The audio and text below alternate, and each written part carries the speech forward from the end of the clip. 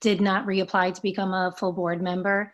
So as of April, I'm not a full board member, but I put in, especially because this pandemic, I felt like I wanted to stay involved. So I put in an application to become a public member. And so I have not left this committee. And in fact, I'm vice chairing now. And Anisha Stephen has taken over as chair. So this meeting will be officially me handing over the reins to her. Although I think we're going to be sort of co-chairing this meeting a little bit together, just because we're both trying to figure out how to do the Zoom meeting, and also, just, figuring out the passing the torch thing. So be patient with us. Thank you so much, Megan, for handing over the torch to me. I think we should go ahead and get started since it is 6:31. I think the first thing I'd like to acknowledge, as we sort of start this meeting, is that the last time we met as a committee was in March, at the very beginning of March. And a lot has changed in the world since then, both from a public health standpoint, from a justice standpoint. And I appreciate all of you taking the time to participate in this committee meeting today, because I know everyone has a lot of other things to also be thinking about. Megan, do you need anything for attendance? Yeah. Of the committee members? Yes. We've been doing it where people mark yes, or do we raise hands? No, yeah, so for committee members, you... Oh, that's right, we're voting on approval of last month's minutes, sorry. Right. Yeah, so our attendance is basically in the form of a vote of approval of last month's minutes. Okay, so we shared the March minutes through email earlier today. Is there a motion to approve? So moved. Great, is there a second? And then, did I hear, does there need you only need to vote here. Okay. Second. Actually, for future reference, you don't need a motion or a second to vote on approval of the minutes. You can just do it. Okay, well, then all in favor, I guess. You need to do a roll call. Okay, I'll do a roll call. Anisha Stephen? Yes. Megan Joy? Yes. Alistair Economakis? Yes. Herman Hewitt? Okay. Joseph Kearns? Yes. Alexandra Militano? She just typed in the chat that she can't hear, so she's phoning in. Okay, so we'll just wait on that one. Richard Ropiak?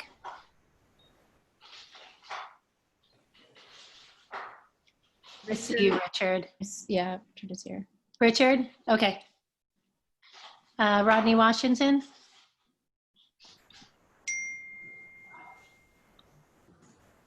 No Rodney? Okay. Andrew Comey? Yep. Great. Thank you. Great. The next thing on our agenda is district needs, the district needs statement. So we're sort of kicking off our district needs statement process. I want to hand it over to Susan to sort of give an overview of what that process will look like. Today we'll also hear from 3 speakers related to sort of the small business community that will help inform our district needs statement that we will be working on over the next few months. Okay, thank you. I'm just going to give a very brief overview because I'd rather give less than more and have questions if necessary. And I did send out a description to everybody, so I'm going to assume everyone read it. So the beginning of our budget process for community boards is the writing of the district needs statement. And we're writing this for the fiscal year that starts next year. It starts in July 2021. And the statement describes our community, our geographic, socioeconomic, various conditions, and the needs that arise from these conditions. An example might be number of vacant storefronts or turnover in businesses. And then we discuss the unmet needs that arise from this. Perhaps strategies to make it easier for new businesses to open or be viable. We can recommend broadly projects or activities, short-term solutions or long-terms, or we may not have recommendations for every need, because particularly since not every need can be dealt with funding. We can have suggestions such as support for programming or grants or supporting organizations that support businesses. We do not ask to fund any specific programs because that will happen in October when we vote on our budget priorities. So this statement will inform what our budget priorities will be to meet our needs. Each committee should give an introductory overview to the areas in their jurisdiction. And then the one mistake that's easily fallen into is people want to write a policy paper. It's not a policy paper. We should remember to focus on the assessment of needs of our district. It's used for reference. It's also kind of the story of the Community Board 3. It's used by reference from such organizations that may be wondering where grants would be useful. If you look at promotional material for Lower East Side Employment Network, you'll see they quote our district needs a lot. We're going to be working on this through August. We will vote in October. That will give us time in case new information comes up as the result of the changing economy. That'll give us time to make last-minute changes in October. We'll also be meeting with agencies for this committee. The leadership will meet with Economic Development Corporation and Small Business Services. They will talk about programming, particularly this year, what programming is lost funding, what programming will meet the needs specific for our community. And then, like I say, in October, we'll take that information and in October vote on budget priorities. And recently this has been confused with participatory budgeting, which is a relatively new thing being pushed by council members and the council. This is totally separate from participatory budgeting. And that's it, unless there's any questions. Thank you. I don't see any hands raised for any questions. One thing before we move on, I just wanted to note that we have a couple of new community board members who have logged into this meeting, Andrea, David, and Troy. If you would like to introduce yourselves very briefly, welcome to the Economic Development Subcommittee meeting, or committee meeting, and we appreciate you being here. Why don't we start with, or Michael, you look like you're gonna say something. Oh, sorry. No, go ahead. Troy, do you want to maybe introduce yourself, and then David, and then Andrea? I'm Uh, butchering your name, sorry. Sure. Troy Velez, longtime resident of the Lower East Side. Served on a subcommittee last year of the board as a public member, and look forward to serving on several committees this year. Great, thank forward. you.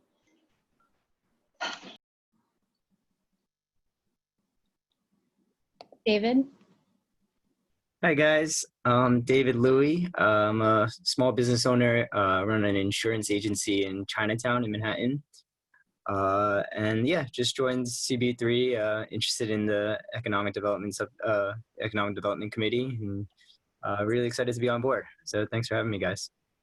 Thank you.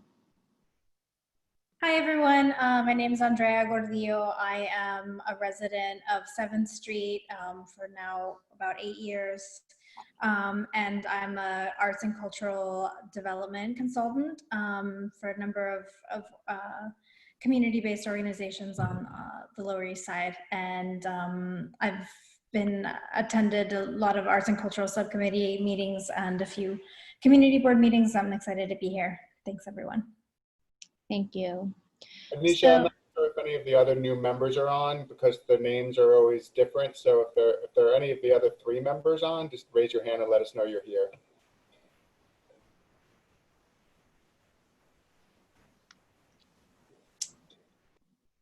Okay, great. I don't see anybody else. I think we should move on to our speakers that we invited related to the district needs statement. Megan, do you want to go ahead and introduce the folks? Sure. Let's start with Andrew Ridgie first. Andrew Ridgie is the executive director of the New York City Hospitality Alliance. He's been working around the clock since this crisis started. And he's really has his finger on the pulse of what F&B establishments need during this time, and would love to hear his input. Great. Thank you, Megan. Thank you, Susan. Hi, Olympia. Hi, everyone else. Nice to be here. I'm also, in addition to my role at the New York City Hospitality Alliance, I'm also the first vice chair of Community Board 7 on the Upper West Side. So we've been working on our district needs statements and dealing with many of the same issues that I know you and other boards are grappling with as well. You know, unfortunately, we are in the midst of multiple crises right now, and the restaurant and nightlife industry is really center stage and has been hit so hard in so many ways. And we're really going to need policies from the federal, state, and local government for the immediate crisis, but then really for the midterm and long-term recovery. I've been saying over and over again, I feel somewhat like a broken record, that I don't see how the city of New York's economy fully recovers unless the city's restaurant industry is really at the core of that recovery. You know, we are the streetscape in so many ways, and we employ people from all walks of life, and we are one of the reasons why so many people love New York, why they stay here if they're born here, or they move here, or the 70 million tourists that come to New York or were coming to New York every year come to eat out at our restaurants, and people relocate. And it's going to be a tough time coming back. So one of the big issues that we've been dealing with, and I know some of you have been quite involved, is tomorrow the City Council is hosting a hearing on legislation that would permit outdoor dining in additional locations, from streets, partial street closures, pedestrian plazas, sidewalks, and other areas, with community feedback, of course, to really help these businesses get back on track when they're permitted to open. Earlier today, Governor Cuomo just released some guidance on some of the requirements for phase 2 reopening for restaurants. Initially, they were in phase 3 of the reopening, but outdoor dining was just bumped to phase 2, meaning that if New York is still on track, New York City is still on track to enter phase 1 on June 8th, 2 weeks after that, if we meet all of the health and safety benchmarks, we could be opening potentially outdoors around June 22nd. Obviously, that's subject to change, but it's good upon us. And we need to get this legislation, in our opinion, passed quickly in a thoughtful way to allow these businesses to open up, because we do know when they are permitted to reopen, they're going to have reduced occupancy. And I'm sure many of you know, even if you're 100% occupancy as a restaurant, it can be difficult to survive pre-pandemic. So if we're at a 50% reduced occupancy with social distancing requirements indoors, the only way we're going to be able to generate enough revenue to potentially sustain our business for the near future is to get additional occupancy outdoors. So that's something that we've been working on. Last week, or maybe 2 weeks ago, they all blend together. The City Council passed a package of bills that the mayor signed into law, about 6 bills. I've never seen that much pro small business legislation get passed in this city council so quickly. It was quite remarkable. One of the bills suspends the enforcement of personal liability provisions in leases, which are commonly called good guy guarantees.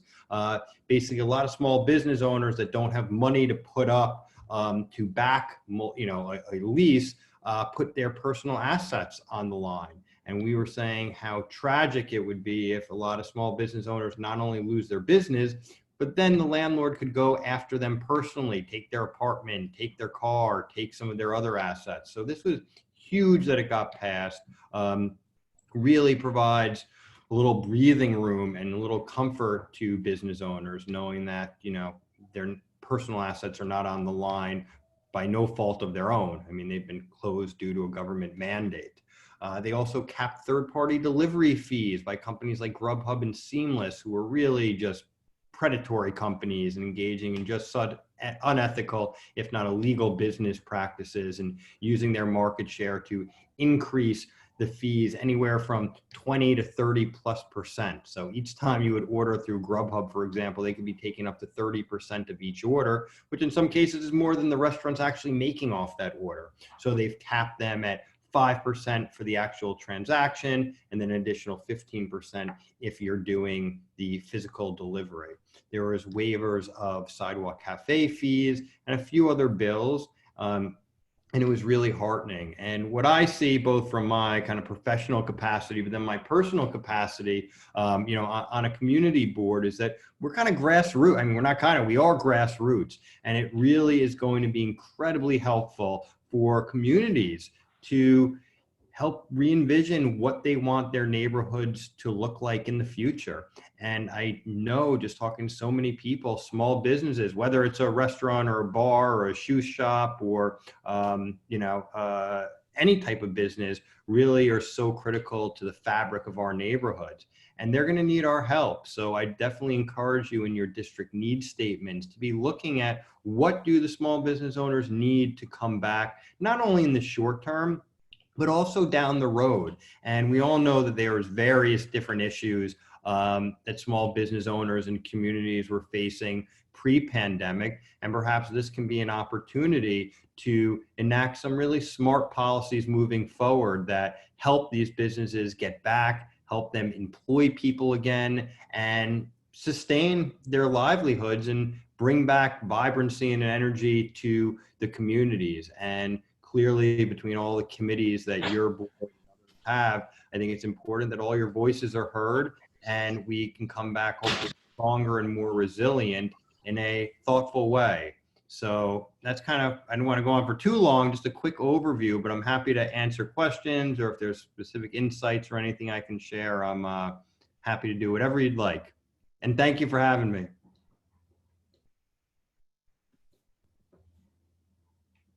Oh, I should mention actually one thing you should know.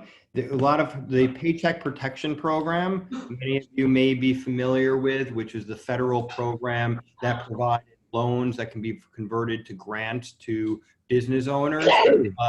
There were several issues with it as it pertains to the restaurant industry. Basically, if you don't know how the system worked, is a business could get a loan in the amount of 2.5 times their monthly payroll, and it could be converted into a forgivable grant if the business met several benchmarks. Unfortunately, the benchmarks didn't really work for our industry for multiple ways. One of them would have required, for loan forgiveness, the business hires back essentially all of their employees to pre-pandemic staffing levels by the end of June. Obviously, that doesn't make sense for our industry because we're still not clear if we're even going to be able to reopen. Hopefully now, with today's news, we will be able to start reopening towards the end of June. But when we do open, we're going to have reduced occupancy requirements, so we're not going to need our full staff, one. It also required that at least only 25% of the loan could go to pay for rent and for utilities. The other 75% had to go to labor costs. So places in like New York City where you have very high commercial rents, 25% of the loan was not going to cover rent, especially if you were closed for multiple months. But the House of Representatives passed a bill last week, and I was just texting back and forth, and Senator Schumer was on the floor of the Senate, and I think they have an agreement with the Republicans in the Senate to pass a bill that would change the Paycheck Protection Program in a few ways.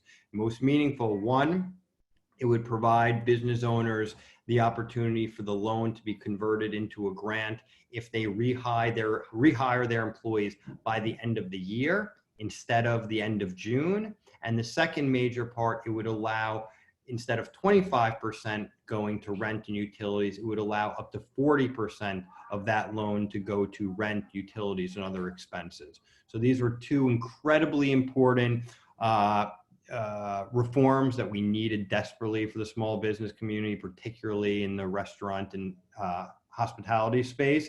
And it looks like there's an agreement, so cross our fingers. And we're going to need a lot more. You know, rent is going to be the other big issue. But anyways, I'll stop there. But that was big news, and that's kind of breaking. So. Yeah, that's what I was going to ask you. Like, we did not include that in our resolution for small business needs because it sounded like it was a done deal. And from what I've been hearing, although like TikTok, you know, a lot of us are in week 6 of the 8 weeks, Yeah. You know, which. And it extends it to 24 weeks, I should have said. So instead of the 8-week forgiveness period, extends it to 24 weeks. Right. So I guess my question to you is, there's no real point kind of adding this into a resolution or at this stage, right? At this point, probably not, because hopefully, like I said, the Senate will pass it tonight, and then I'd hope, you know, the president signs it, but, you know. Okay. I see Richard's hand up. Can we do Richard and then Susan?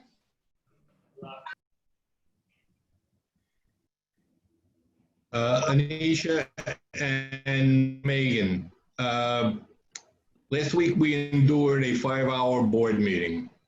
The guidance for 2 minutes. Can I ask that you enforce that with all of the rest of the speakers that you have on your agenda?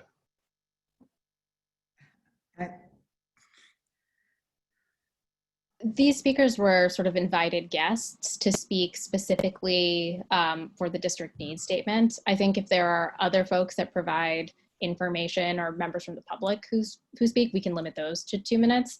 I think we'd like to give sort of the experts that we invited, Andrew and so on, a little bit more time to actually give us information and for people to ask questions. But we will try to time is fine. Okay. 20 minutes more is not. Okay, understood. Susan, would you like to go ahead? I just want to say, as far as the what including in the resolution and that, you know, I think to remember this resolution is going to the city. And unless we're asking the city in some way to make up for what the federal government's doing, I wouldn't include the city, the state and federal government issues in the reso to the city.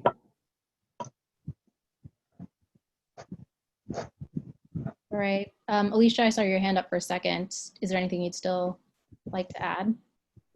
No, I just wanted to make sure that everybody else that's on a community board member understands that we have certain invited guests and we have no intentions on having a long meeting, but sometimes meetings go longer than necessary because of the passion that's going on currently in the community. Thank you. Joe might have a question, but hey, yeah, I had a question. Really appreciated kind of the overview, but just trying to take Susan's guidance to heart, which is this is something that's going to be thought about, I guess, for the budget next year. Do you have any guidance on kind of like longer term initiatives that you would like to see put in place for restaurants besides kind of the outdoor seating that we could think about and maybe debate longer term? Absolutely. You know, so there are, you know, one of the issues, as you're probably familiar with, are, you know, all of the fines and violations. We have a list and we want to call on the city of New York to require most of the agencies that oversee the restaurant industry and nightlife industry to review all the violations that they issue small businesses. So I'm talking about the health department, consumer affairs, Department of Buildings, fire department, and identify those violations that do not pose an immediate hazard to the health. So, you know, in the health department code, for example, a dimly lit light bulb in a storage closet can be a point which impacts a restaurant's letter grade and can be a fine. So for those non-imminent hazards to the health, we would like to see a cure period or a warning issued before a monetary fine is, is levied. Also dealing with things like scaffolding. So many neighborhoods have had scaffolding up that's left up unnecessarily for various reasons.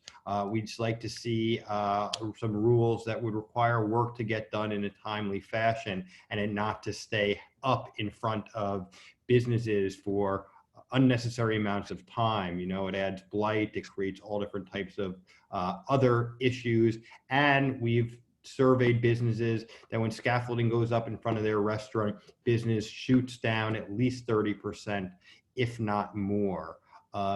Also some issues related to commercial rent tax, which businesses pay if they're south of 96th Street in Manhattan and they meet certain metrics that can be reformed. Another thing that we're looking for, and again, this is going to be really tough because we recognize the state and city are in dire financial straits, as are so many small businesses, but the rent issue is really going to have to be dealt with. And we would really like to see landlords come to the table. And in some cases, there may need to be government intervention or participation related to their mortgage agreements to allow for percentage-based rent. Most businesses now pay a base rent. So every month they pay X. But coming out of this crisis, businesses are not going to be able to pay their base rent they were pre-COVID. We don't know we'll have full occupancy. We don't know what consumer purchasing behavior is going to be. So if we can get more landlords and commercial tenants to move to a percentage-based rent, which basically means you pay rent based on a percentage of your sales, that would be incredibly helpful. And if there are incentives that the city can give to landlords that would be passed through to commercial tenants, we would support that. For example, if a landlord would get a reduction on their property taxes, which have skyrocketed over the past 5-10 years, the proportional amount is passed through to the commercial tenant, we would definitely support that. So there's definitely a long list of kind of different changes. There's not one that's going to be the silver bullet per se, but we think that we're going to need a culmination of many different reforms to really help businesses. Got it. Yeah, that's super helpful. I think we'll take one last question, which is Andrea, who has her hand up. Thank you. Thanks for your guidance and thanks for coming here. I don't want to, stray too far from these city issues, but I just had a couple of questions regarding long-term guidance around sanitation and like paid sick leave and that kind of stuff. I imagine it's more than just restaurants, it's in small businesses, it's theaters, it's like a whole bunch of other stuff that are questions that a lot of us are just trying to figure out. So I was wondering if you could speak a little bit more about that. Yeah, so the city of New York does have a paid sick leave law that's been in effect for years. So workers, will continue to have, access, to the benefits of that law. So that is in place, maybe not directly related, but one of the other policies, and this is perhaps something your board could look into, is PPE. So all the safety equipment from masks and gloves. One of the big concerns is how, and especially for restaurants that, employ a lot of people, are going to have interaction with the consumer. It's expensive and some vendors don't have access to it. So there have been some discussions to figure out if the city somehow or some other entity could acquire large amounts of masks and gloves and some other equipment, perhaps even plexiglass dividers for businesses at either no cost or a low cost and act almost as a distribution arm. That's going to be really important, safety for both the employees and the employers. And then the other thing I just say on that point that business owners are very concerned about is the liability that's going to stem from all of this. And they really would like to see some sort of safe harbor provisions in the law if they are doing everything correctly. They're very concerned that someone comes to eat at their restaurant or someone's at work, they're following all of the guidance, they're doing everything to the best of their ability, but then all of a sudden they get sued because someone gets sick with COVID. We've already seen, unfortunately, the insurance companies issuing new policies or renewal policies that are putting an exclusion in related to general liability for COVID-19. And that's going to be devastating because a restaurant's going to get open, get sued for something that's someone out of their control and loses everything again. So. All right.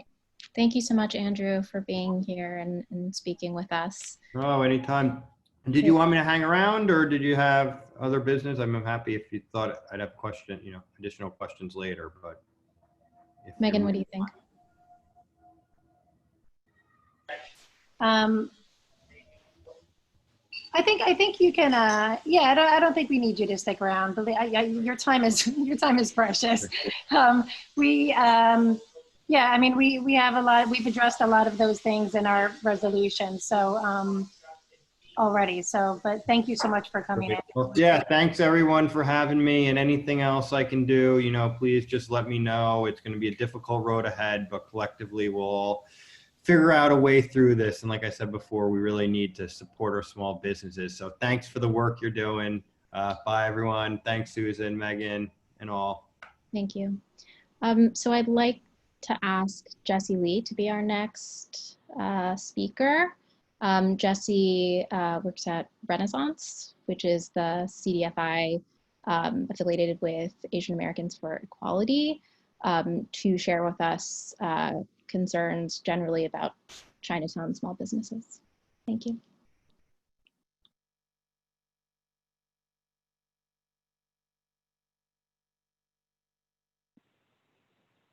Oh, there we go. Do you hear me now? Yeah. Okay. Thank you. So just to speak right now, Renaissance is part of Asian Americans for Equality, and what we've been doing is actually providing emergency loan funds to small businesses. And again, one of the target neighborhoods is our community board here, this district, East Village, Chinatown, Lower East Side, because this is the home of AFI. And a lot of the small businesses that we've been helping are in this area. Specifically to Chinatown right now,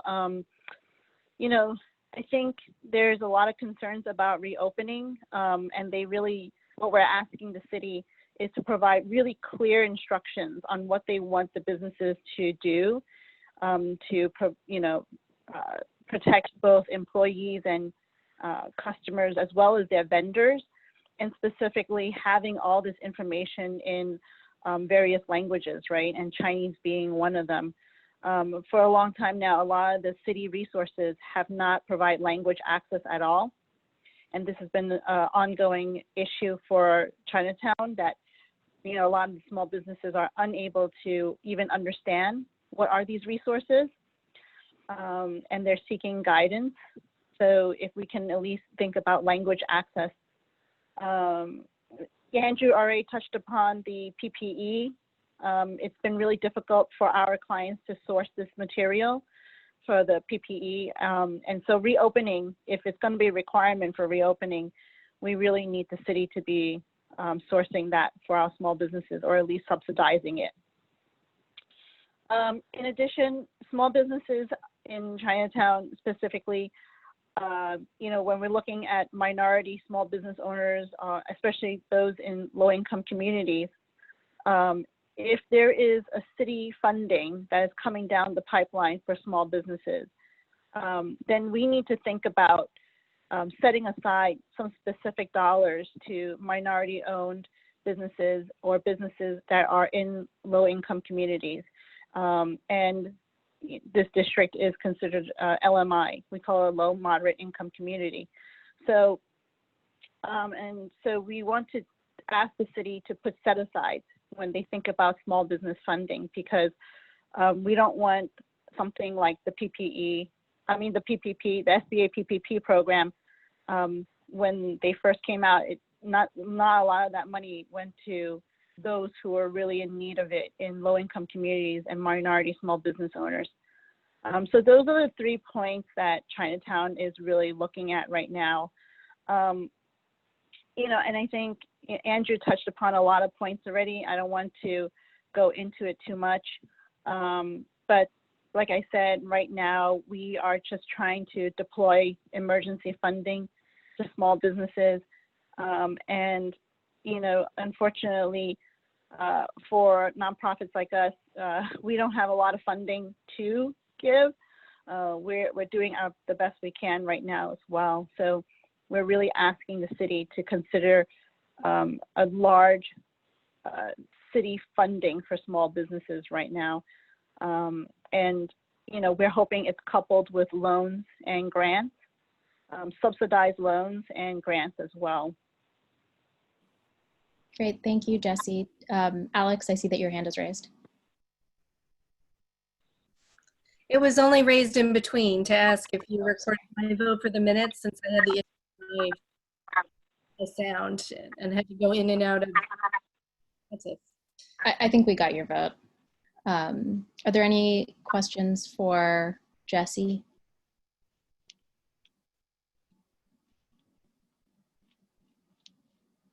I don't see any other hands. Oh, Megan. Yeah, sorry. I can't raise my hand if I'm a co-host. Jesse, I saw that the city did put out some guidelines for reopening. I don't know if they were published in Chinese. I'm assuming probably not. No, it was not.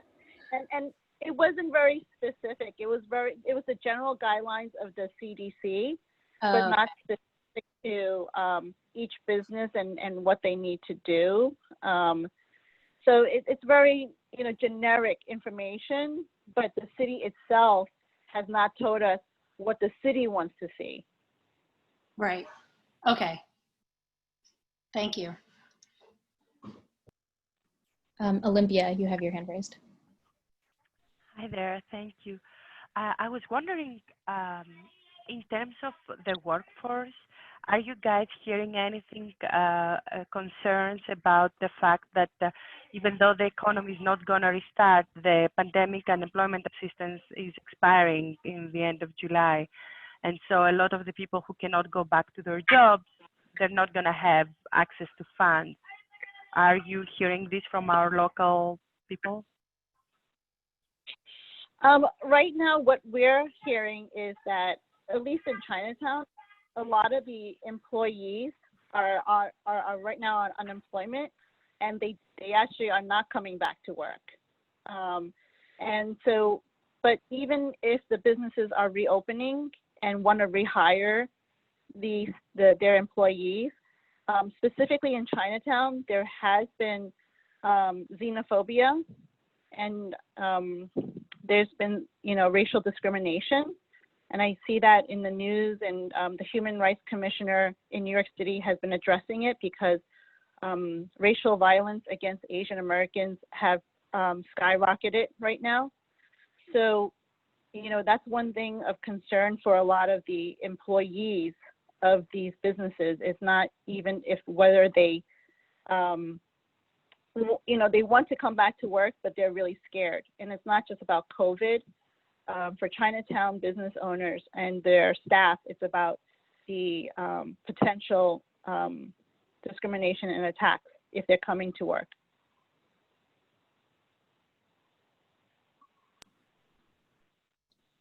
Thank you.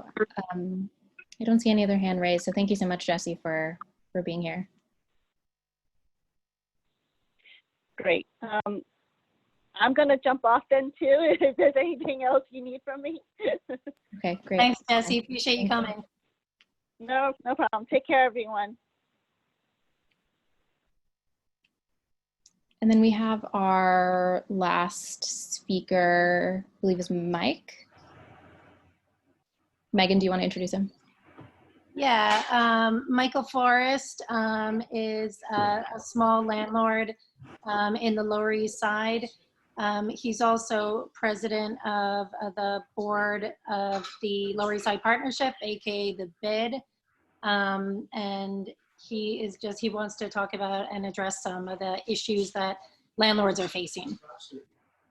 Hi, Megan. Can you hear me okay? Okay. First off, thank you for inviting me to speak. And I hope everybody on this call is well. I see some familiar faces, which is nice. And maybe I'm recognizable to some, but not others with my new beard, but it's good to see you guys. So as Megan mentioned, I'm a small property owner in the Lower East Side. And I just wanted to give you guys a window into, the financial hardship that a lot of property owners are experiencing right now in the district. To give you an example of a small building in the Lower East Side, one building, that I'm going to refer to has a total gross income of $400,000 a year, which by anyone's definition is a small business. 60% of that revenue comes from the restaurant, which has been closed since March, has not paid rent since February. And above the restaurant, there are 4 apartments, 2 of which the tenants are moving out due to job losses surrounding COVID. So that building is, completely financially underwater with an impending real estate tax bill, due at the end of this month. Another example is a building along Canal Street with about 16 apartments, all rent stabilized, all in the range of $300 to $700 a month, with a retail store paying close to $50,000 a month, which has also been closed. So that building is also in tremendous difficulties. Landlords provide essential services, housing, right? And these small businesses have been forced, in essence, if you want to say it that way, to stay open during this pandemic. If you're a deli, if you're a grocery store, if you're even a restaurant that has been doing delivery, you can look at it and say, well, I'm not bringing in enough revenue to support my expenses, so I'm going to close and try to come back in January. Obviously, a landlord, can't do that. In addition, no expenses have changed for any of these landlords since the start of the pandemic. If you remember, it was cold all the way through really April and into May. So things like fuel costs haven't changed, hot water, insurance, mortgage, porters, supers, repairs, real estate taxes, which I'll get into in a second. There also has been virtually no government assistance to property owners. There was just recently announced last week, the New York Forward Fund, which we understand does have some component reserved for landlords. But the PPP specifically excluded landlords from that program. And we're also dealing with an environment right now where there's a moratorium on late fees, evictions, as Andrew was pointing out, enforcement of good guy guarantees, which is understandable, right? I mean, myself and most people that I know that are small landlords, they understand, the trouble that the residential tenants and the commercial tenants are in. But none of this relief, none of this understanding has really flowed to the small landlord. Personally, I have made a decision because I'm small enough, I can speak to every single tenant. If I have to make 200 phone calls, I'll make 200 phone calls, and I can deal with, each individual tenant. What is their, why can't they pay rent?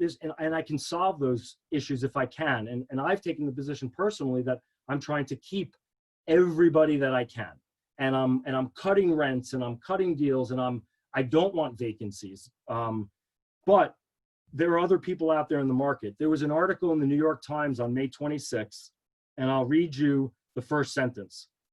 Hoping to take advantage of the wreckage in the wake of the coronavirus pandemic, investors are preparing to snap up commercial real estate at rock bottom prices. As a result, the Blackstone Group, which some of you may recall that name, and other investment firms are sitting on roughly 300 billion of equity ready for deployment. As a lot of people on this committee know the name Blackstone and their involvement in Stuytown, you know, whereas I've been able to get on the phone with every tenant, a company like Blackstone is not. And I certainly don't want to see Blackstone and these other companies come in and buy up hundreds of properties in the Lower East Side, East Village, Chinatown. But I think it's realistic that that could happen. Right now, you know, I know you want to focus in on an ask, and my personal ask, and this is in consultation with some other property owners, is around real estate taxes. As Andrew mentioned, real estate taxes have gone up tremendously in the last 5 to 10 years. Most buildings in this district will be paying anywhere between 20 to 30% of the gross income of the building to real estate taxes. So obviously, if you've dropped your income by 50% or more, but your real estate taxes are 30, 40% of the building, you're essentially at zero right now. And the question is, how are you going to pay for essential services, especially with, you know, the winter looming, and your costs obviously are not flat all year. Your costs spike tremendously in the winter. Right now, if you don't pay your real estate taxes, the interest rate, the penalty, is 18%. What I'm asking for, and what a lot of small property owners are asking for, is to convert that 18% to something manageable, to 1% or 2% or even 3%. And I at least believe that the people that have the money for the real estate taxes are going to pay it, because they know they're going to have to pay it eventually. And why would you want to pay interest on that money? In addition, you have mortgage banks that sometimes collect tax payments over the year. So presumably that money is sitting in an escrow account and can easily be paid now to the city. But for those small property owners that don't have mortgages, which there are, property owners that have banks that don't collect taxes over the year, that don't have that money, instead of defaulting on your taxes and paying 18% interest, which is just a spiraling, you know, that just spirals you down in debt, maybe the city and state could reduce that penalty so that it would become almost like a de facto loan. You hear a lot about, you know, mortgage companies giving relief, but in the commercial area, it's really a mixed bag. You know, you have some banks like New York Community Bank, which has given a blanket 3-month or 6-month deferment of your mortgage payments. But there are tons of banks that have not done that. And, you know, I personally have a bank on one of my properties that has not done that. And there's no relief from the bank. There's no relief from the city. There's no relief from the state. There's no relief from the federal government. And we're a small business that's providing a very essential service to really an at-risk community. And on the fringes, you know, there are people that are really, really, really hurting. And we don't want to lose our buildings to the city. We don't want to lose our buildings to the bank. And I think there's some people on this committee that can remember what New York City looked like in the 70s when landlords were handing keys back to the city and to banks. And it was a terrible, terrible thing. And I think I will end it there. I'm happy to answer any questions either now or later. And again, I thank you for inviting me to chat. Alistair, I see your hand up. Thanks, Michael. I'm also a small property owner, and I want to echo everything that you said. We're seeing very little income, if none at all, from our commercial places. We're not going to see that income in the future. With regards to bars and restaurants, I've entered into agreements with some of them to just take a percentage of their sales, as was suggested by the previous speaker. So we're actually ahead of the game on that, but that's going to be a very small percentage of what we were previously collecting. Our goal is to try to keep the small businesses surviving in this environment. We're also seeing a huge exodus of residential tenants across the board. And we are ending up with a lot of vacancies during this time of the year, which is when a lot of leases actually turn over. And that's really affecting our income, the income of the properties. Our properties are definitely working on in the negative right now. We're not highly leveraged at all. We're very conservative, but we're being tremendously impacted by what's going on. Our bank is offering really no relief at all. It's offering a deferment of mortgage payments, but you have to pay them back within 2 years. That's what our bank is offering. That's not really going to help very much. The real estate tax idea is one of our biggest expenses, is real estate taxes, water and sewer. The problem I have with deferring those payments is you're just putting off what you're going to have to owe over time. Really, I'd like to see a reduction in the real estate taxes to match some type of, if we've had a reduction in rent, or if we're helping out a commercial tenant and reducing their rent to try to help them survive in this environment, can we get that back in a reduction in real estate taxes? That would help us. And I understand, look, everybody's suffering. We're going to suffer too. We just can't, as you said, we can't close shop and go on pause at any time and stop our business. We have to continue serving our tenants and taking care of our buildings. And our expenses have not gone down at all. They've gone up.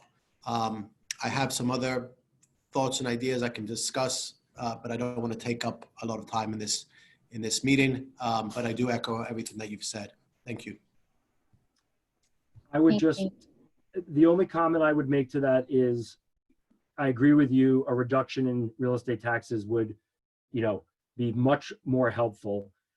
From where we sit, in terms of the Lower East Side Partnership and the bid and conversations that we've had, with different parties and interested parties, the state, the city, they're broke. And, what we've been told is to try to come up with ideas that are, revenue neutral, so that the city doesn't have to collect less taxes, presumably. So that was where we came up with this reduction in the penalty. The other thing that I will say in terms of where we may get that relief is, if you think about it, the real estate taxes we're paying now is based on the RPIE filings that we submitted last year. So you're really paying your real estate taxes almost in arrears. So what we're looking at is saying, okay, when we now report our 2020 income, if it's down 80%, I agree with you. There should be hopefully a direct correlation, so that next June, we're not still sitting on these calls, begging for relief, that they've brought down the taxes to reflect what happened in 2020. Right.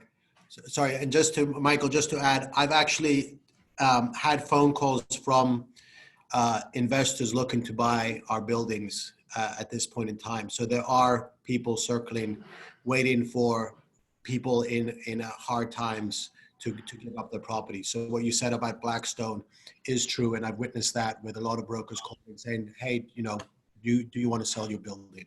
Yeah. That is happening, and we will maintain the small owners being able to keep their buildings, rather than, we talk to all our tenants, we know all our tenants by name, rather than go into big institutions, which would be very unfortunate. Thank you. So in the interest of time, I see a couple of other, Herman, you had your hand up. Did you want to say anything? Or have any questions? No, I just saved the last two gentlemen that spoke about that stuff. It's not only, and they're talking in terms of the private landlord ownership, as you would say, but the same thing is affecting the non-for-profit organizations who develop and is managing storefronts, which is what most of what is used to subsidize the low rents that we have for the people we serve. And the other thing I don't hear anybody talk about it is the that commercial tax. that's a heavy lift for a lot of small businesses around the city, and specifically those people that we rent our storefronts to, because they are not restaurants. We don't rent to restaurants or stuff. We rent to other non-for-profits or small, real small business people. So, I think as we go further, we should think about those things in part of helping small business property owners.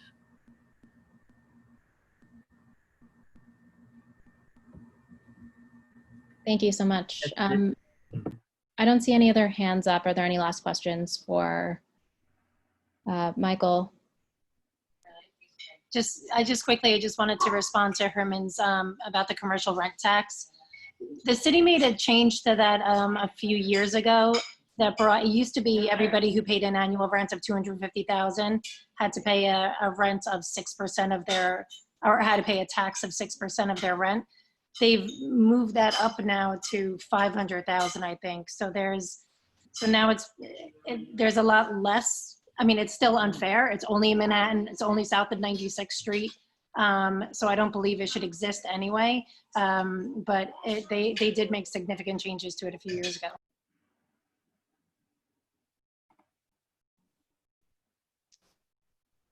All right.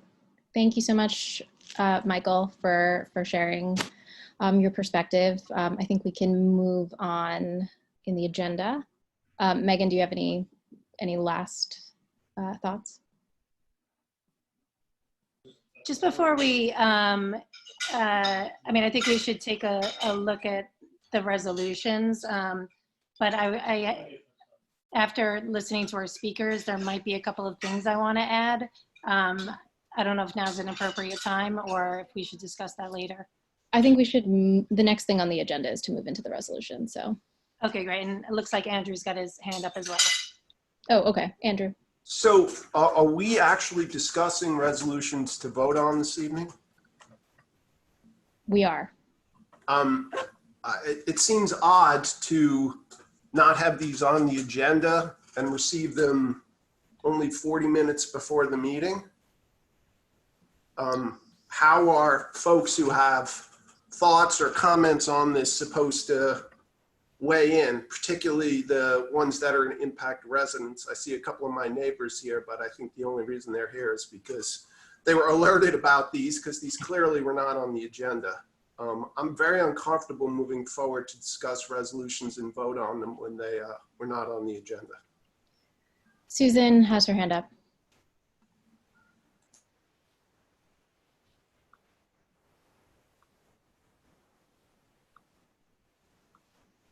We can unmute her.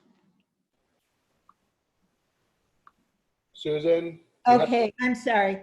So I wasn't raising my hand about that, but I do believe there's a resolution on the agenda. If you look at the guys, look at the agenda. Yes, I looked at the agenda. It's not, there's no mention of a resolution. No resolution at all? No, it just basically says ideas or discussion about needs of small businesses, which I thought when I saw the speakers were the speakers. Okay, so I was dismayed to get 3 substantive resolutions less than an hour before the meeting, which I haven't had a chance to read because I'm still at work. Okay, so procedurally, I'm just going to speak to it procedurally. Again, this is not why I was raising my hand. Procedurally, we generally never send out draft agendas before, draft resolutions before the meeting. So you're actually ahead of the game. This is the first time I've ever seen a chair do that.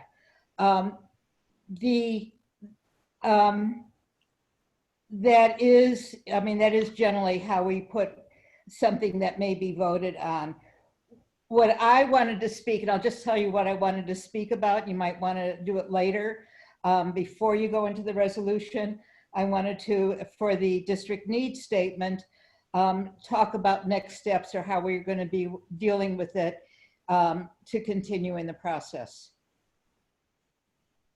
Sure, Susan, if you'd like to do that, and then we'll go back to the.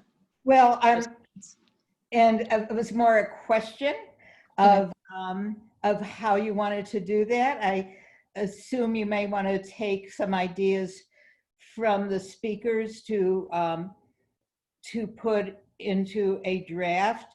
But I don't know if you had thoughts about how to do this. I hadn't really thought ahead, but I would like to, at least for the next month. Do you want us to take some of those ideas and start working them up into some draft paragraphs? Yeah, I think that's right. That's what Megan and I had anticipated doing. Okay, I just wanted to make sure we're all on the same page to work on that. Okay. Yeah, I can, Susan, I can send you the notes that I took down. Okay. Olympia, you have your hand up. Yes, thank you. And thank you, Megan, for sharing also with me the results. I have a huge concern about the fact that in the agenda, it was not clearly stated that you're going to be dealing with one of the most controversial debates right now about property taxes versus rent relief. And also for the sake of fairness, since we heard from the Business Improvement District that is advocating for the small landlords, I know that locally the Cooper Square Committee is advocating for the tenants, and they're doing a great job organizing small businesses, and they have a lot at stake. So it would be fair if we're going to do a raise around these issues to hear from them too and have their input. And I am not sure with land use, actually, we're much more precise when this kind of raises need to be dealt. We would need to have, like, we're gonna, not general small business, because for instance, you're not dealing with the workers that they cannot work, but you have property taxes. So that's something very specific. So I actually think it would be for the interest of everybody that you don't pursue that as like that today, because it's a very contentious issue, and they don't want another 5 hours meeting ever. Thank you. Alex, your hand is up. Yeah, I do have to second Andrew's concern. I was able to look at these resolutions only just before, because I also was working, so only just before we logged on. But I did recognize the two of them are directly impact, although maybe they're couched in a broader way, they directly impact the work that my own committee does. So, you know, it would be beneficial for people to, people from my committee to weigh in on whether or not they're even practical or feasible, especially the DCA one. But also for the public who has a significant interest, and it's a continued interest regardless of, and maybe it's qualified and changed by present circumstances, but there are certainly groups of people who have a continued interest in how things are voted before my committee. So I don't want to vote on two resolutions that impact what my committee does or doesn't do without having community input, when I understand that people are very passionate. And I think Alicia mentioned people's passions. All my meetings are passionate because this is a continuous passionate issue for the people who attend my meetings, both the business owners and the residents and people who live in the community or work in the community.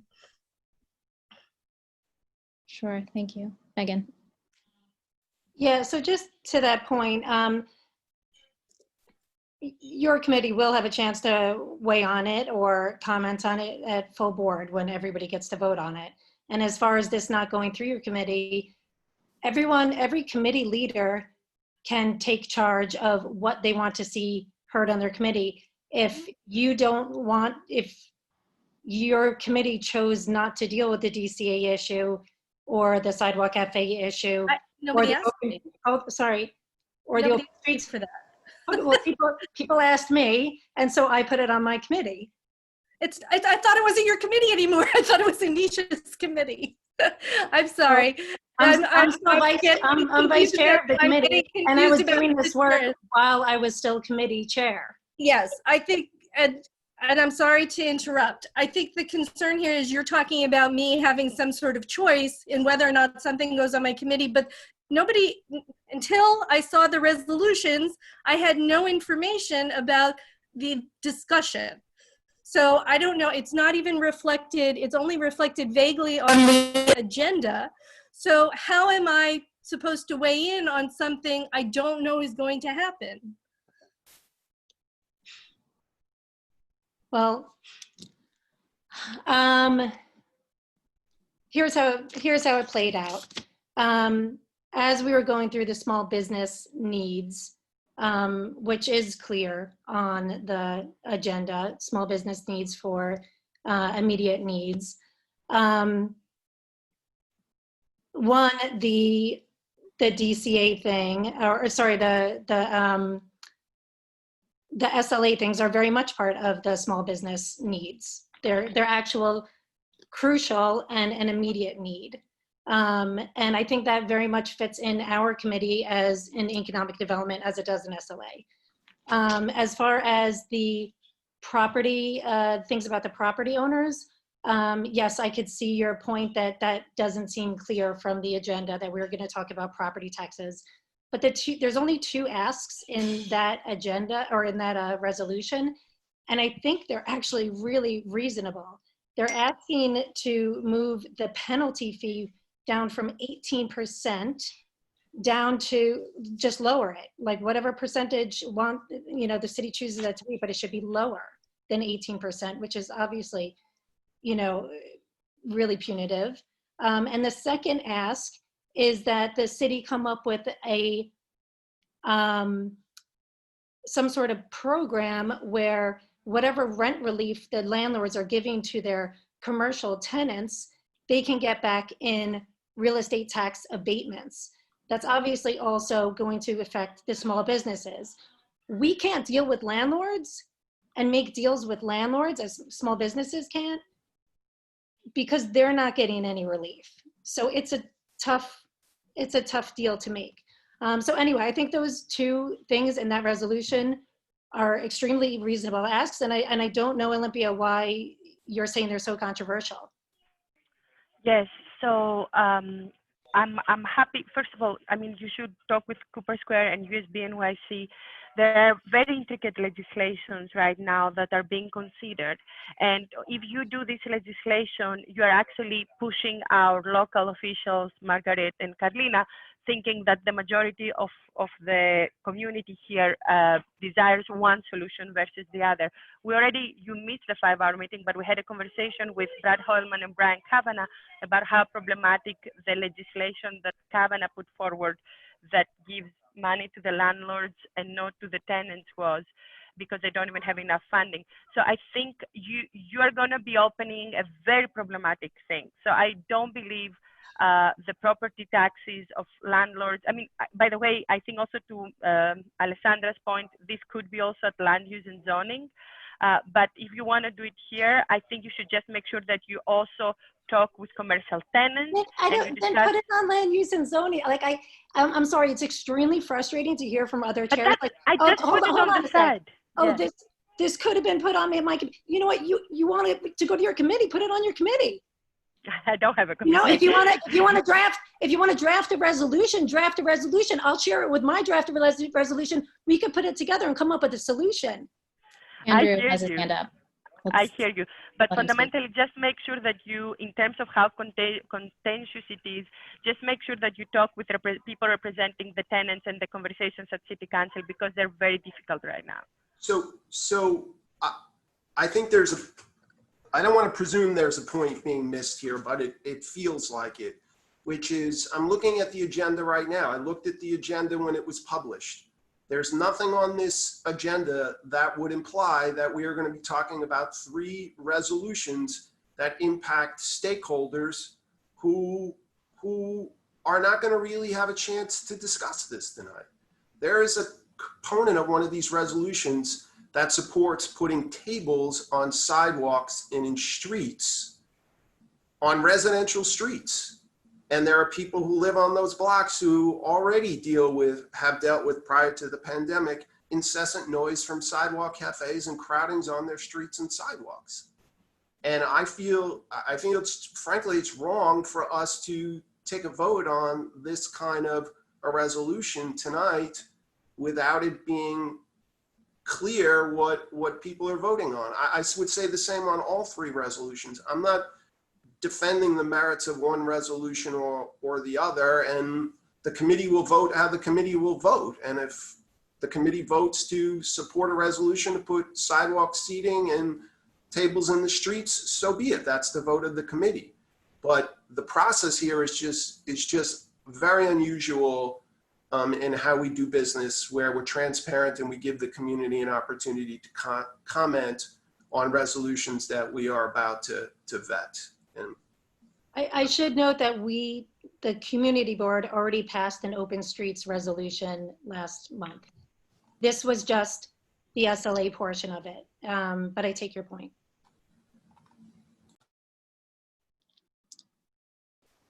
Megan and Anisha, there's a comment from Tim, a public member of your committee. I guess he's on the phone and he can't raise his hand, but he wants to either ask a question or make a comment. Sure, Tim, go ahead and make your comment. Thank you. Look, I would just, I know this is a robust discussion, but I think it's important to note that the resolutions as written, especially the one related to open streets, is reacting to and augmenting the already pre-approved vision of Community Board 3, not from committee, but from full board.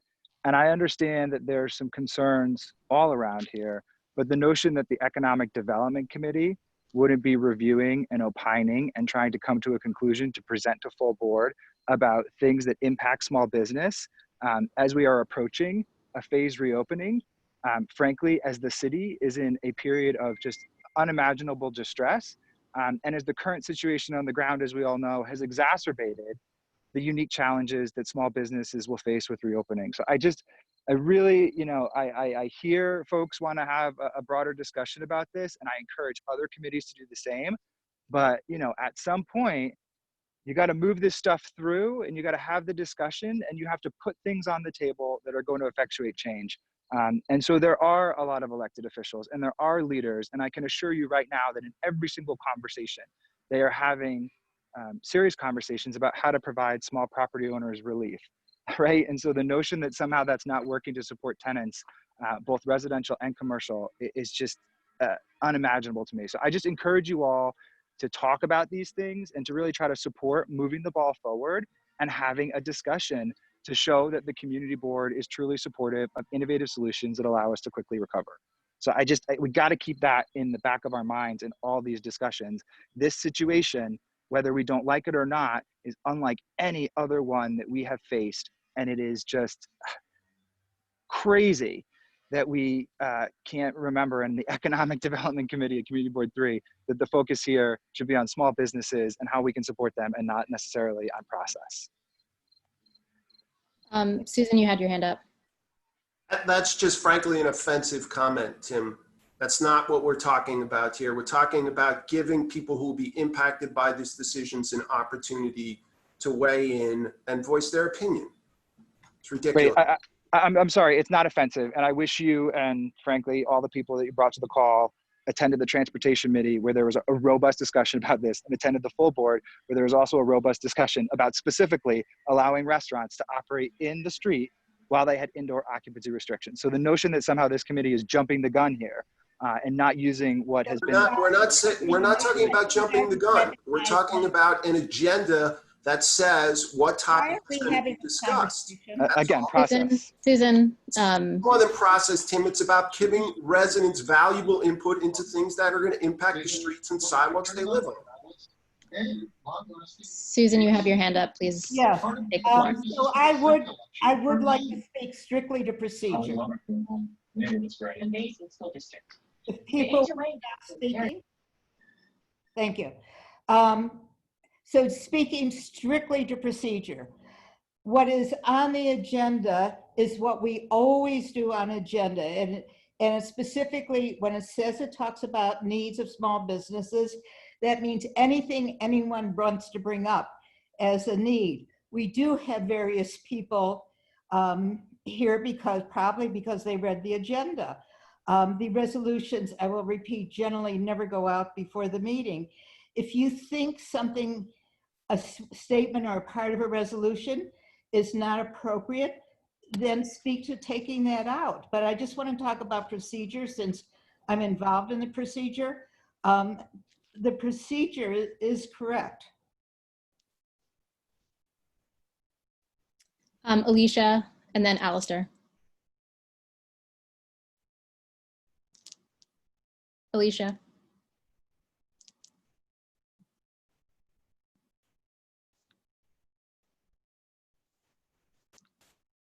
Alicia, unmute yourself.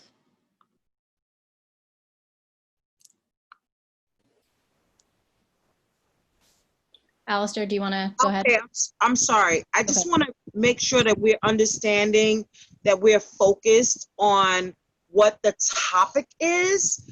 Please don't get focused on back and forth. Okay, we really need to understand small businesses are being affected by all of this. Please stay focused. Okay, Alistair, please go. Yes, I just want to say I agree with Alicia, Susan, and Tim. I've been to many community board meetings where we've been presented with a resolution at that point in time at the meeting, and we've decided to vote on the resolution at the meeting. So I'm not quite sure what's different procedurally here with regards to that. I also agree with Megan that a lot of the resolutions seem pretty straightforward and are a positive to all sides. I can't see a negative coming out of the resolutions. So I might be missing something, I'm not sure, but I think we should move ahead, look at the resolutions, talk about them and vote about them. Thank you. Thank you, I agree. Judith and Alex. Judith, why don't you go first if you'd like to say something? Yes, I'm a member, co-chair of the 9th Street A1 Block Association. We feel a great deal of pain for all the very small shops. We don't have huge shops or huge bar restaurants on our block, but we have very narrow sidewalks.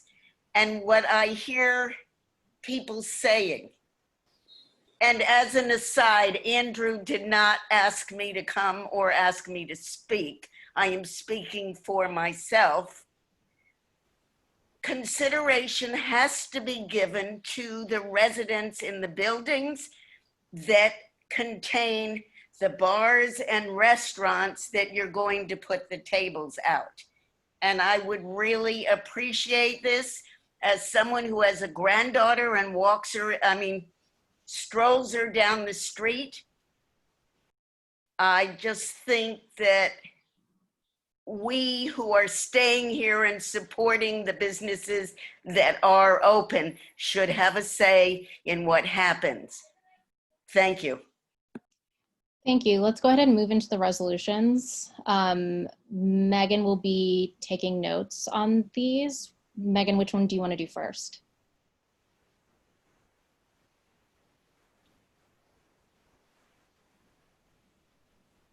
Megan, you're muted. Sorry.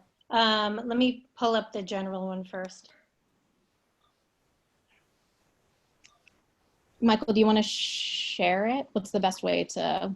Well, I thought Megan told me. I think we actually have some more people who want to speak from the. Oh, okay. I think they're putting their hands up as per the instructions, as opposed to putting them up through the screen. Jim also has his hand raised. Jim, go ahead.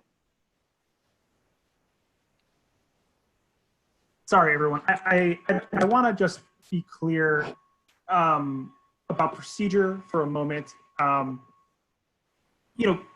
Keep in mind, right, the chairs are running this meeting, right?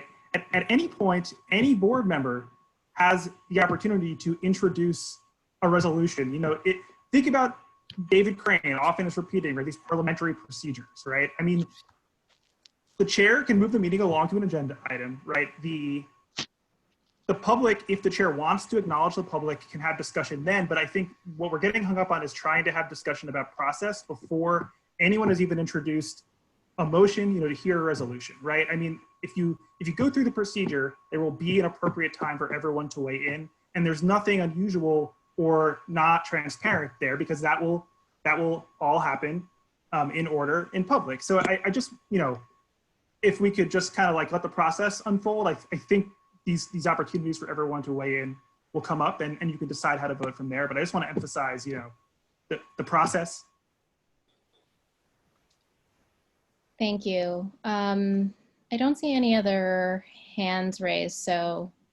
There was a hand raised earlier from Laura Sewell. I don't know who took it down. People keep raising their hand and then taking them down. So yeah. I don't know if she still wants to make a comment or not. I would like to, please.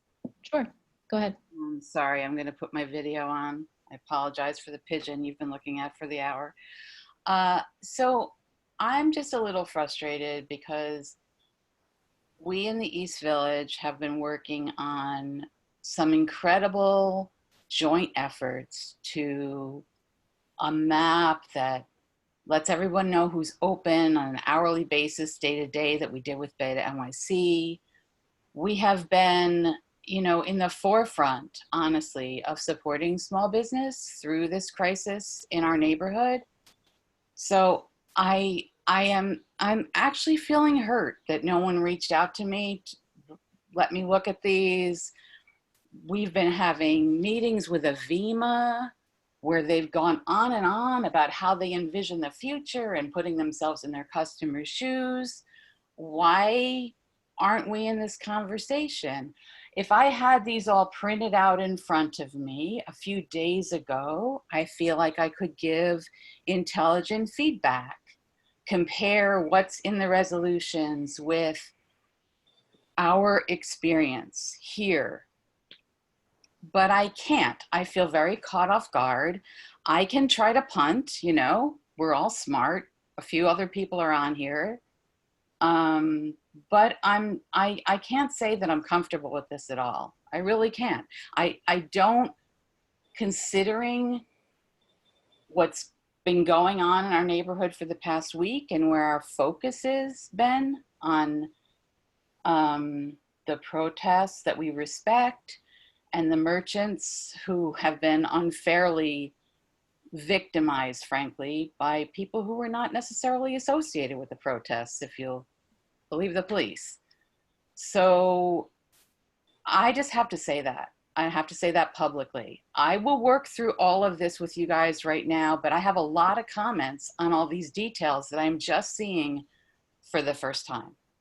And it does not feel fair. It does not feel transparent. It does not feel inclusive. Sorry, but that's how I feel. Thank you for sharing that with us. Susan, you have your hand up again.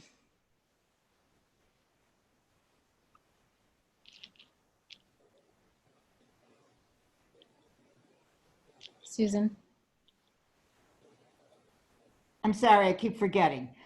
First, I want to address issues such as Judith is bringing up about 9th Street. The legislation that went into City Council, I don't know what the result was, but the legislation that went into City Council was for sidewalk cafes on streets zoned for sidewalk cafes, which would eliminate 9th Street. So I don't know what came out of it, but you may be arguing about something that doesn't need to, that has been taken care of. I need to say again, as far as seeing the resolution, this board 100% of the time, except for tonight, never, ever advertises resolutions before the meeting, never. So seeing it before the meeting is something very unusual. You never see a resolution before a committee votes on it. Half the time they're written at committee. So that, and Laura, you did get an outreach. I said I'd see, I did make sure you're going to be there tonight. But I just wanted to clarify, nobody ever sees the resolutions ahead of time. They're generally written or changed or drafted at meeting. So I just want to emphasize that procedure. I think it's the lack of advance notice within the committee that I find disturbing. The committee never gets them before the meet. Okay. I don't know where I've been for the past 2 years. I'm sorry. I don't either, because I am the one that often drafts them. They are never sent to the committee before the meeting. Never. Okay. Let's move on. I'd like us to move on. We have 3 to look at if we're going to look at them tonight. I'd also, like to say I fully recognize the issues around, transparency. These were issues that came up last month also amongst various committees.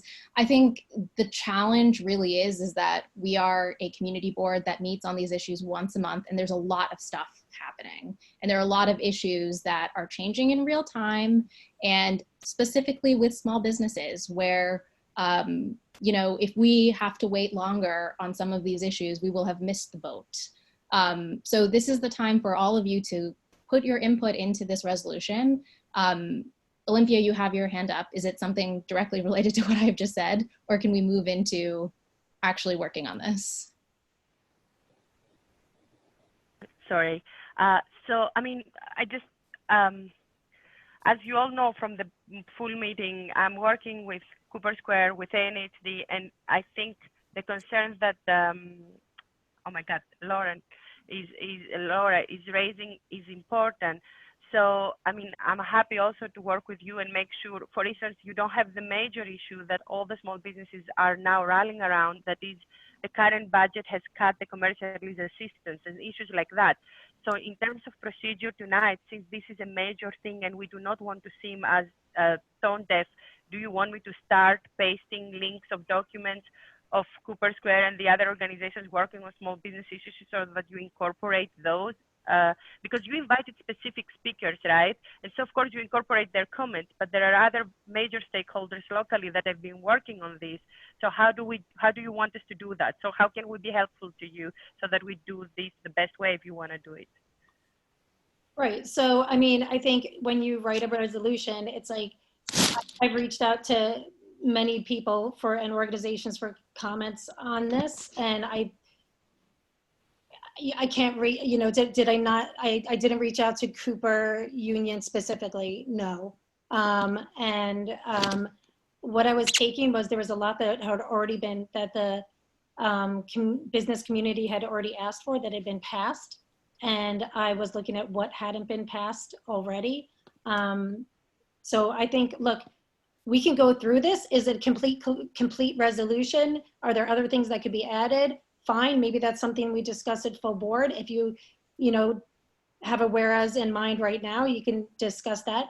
But this is a starting point. This is our second resolution that's came out of this committee on addressing needs of small businesses. So I think we should look at this. And if you see anything that's so controversial that you don't want to vote on it, let your vote speak.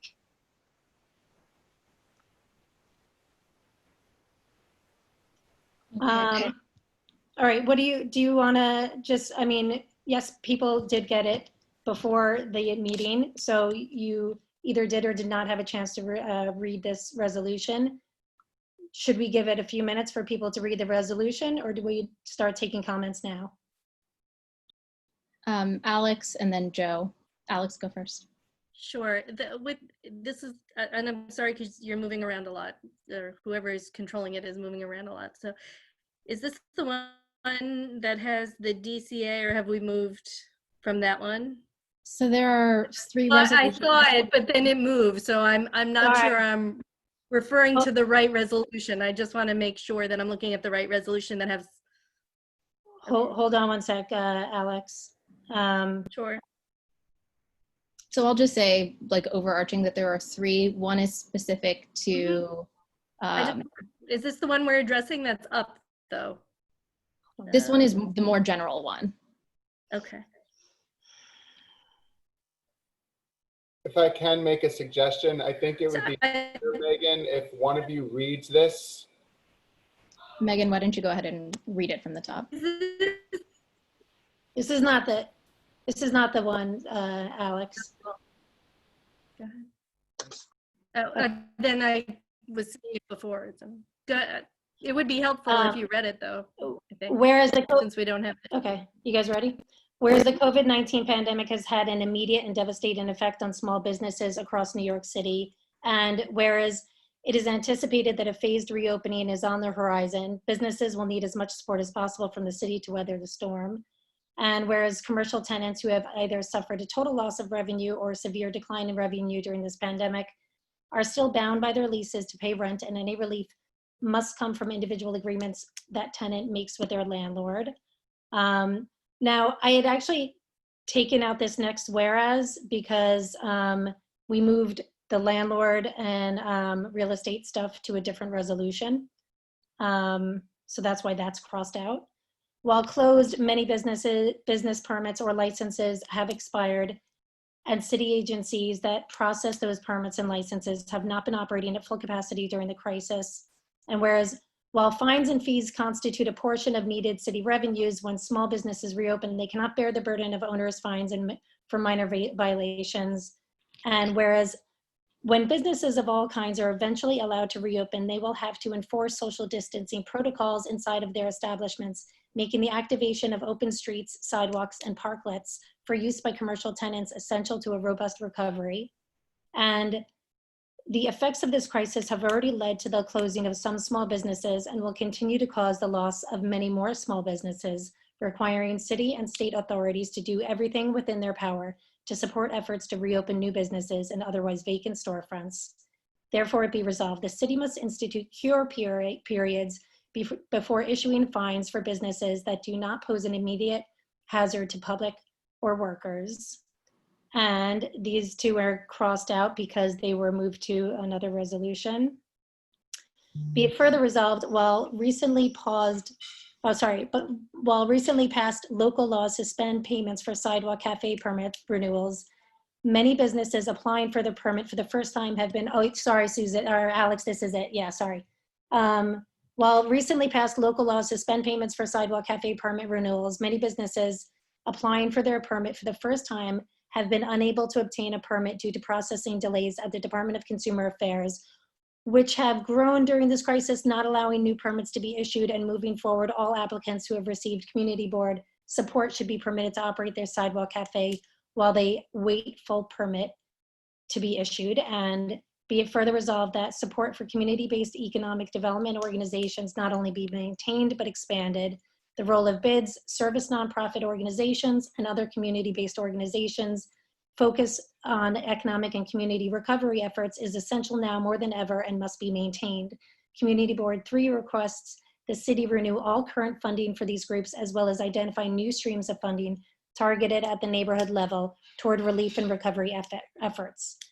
Be it further resolved, while all businesses have suffered, Chinatown businesses have been doubly burdened with anti-Chinese sentiment from the early stages of this pandemic.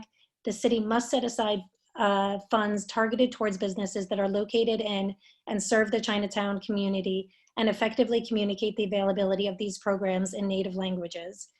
And be it further resolved, the city must fund, source, and assist in procuring personal protective equipment for small businesses such as masks, disinfectants, plexiglass barriers, and other items to allow for safe operation that have become increasingly expensive and difficult to obtain. The DCA thing with the sidewalk cafes, in respect to this is not granting, this is if you applied for a sidewalk cafe and you were approved by the community board and you are now waiting to get that full permit to allow you, the business, to operate that sidewalk cafe instead of waiting, because now the sidewalk cafe is more important than ever. So if you've already been approved by the community board, but you're stuck in DCA backlog, allow them to operate now while they're waiting for the full permit. That's what that is. Joe has his hand up. Joe, would you like to share your comment? Yeah, hey, sorry. So I don't necessarily have a position on the procedural aspect, though I think a number of people have covered off on that. I think this resolution makes sense to me. My only question is, and I know we've heard commentary from Chinatown in particular, and definitely understand that they're struggling. I guess, how do we think about framing out the needs of Chinatown versus other, needy restaurants or needy businesses within the Lower East Side or other parts that are non-Chinatown? Would just want to hear kind of like how we think about that framing for whoever drafted that part of the resolution.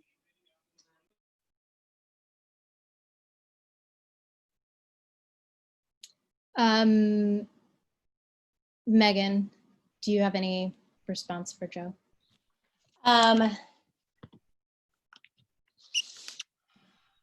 Yeah, I mean, I think what they're asking for is that if there's funds in general that the city gives out, that there should be a portion of that dedicated to low and moderate income communities, of which Chinatown is one. I think of which Lower East Side is one as well, and a lot of other of our neighborhoods in our district, probably the East Village as well.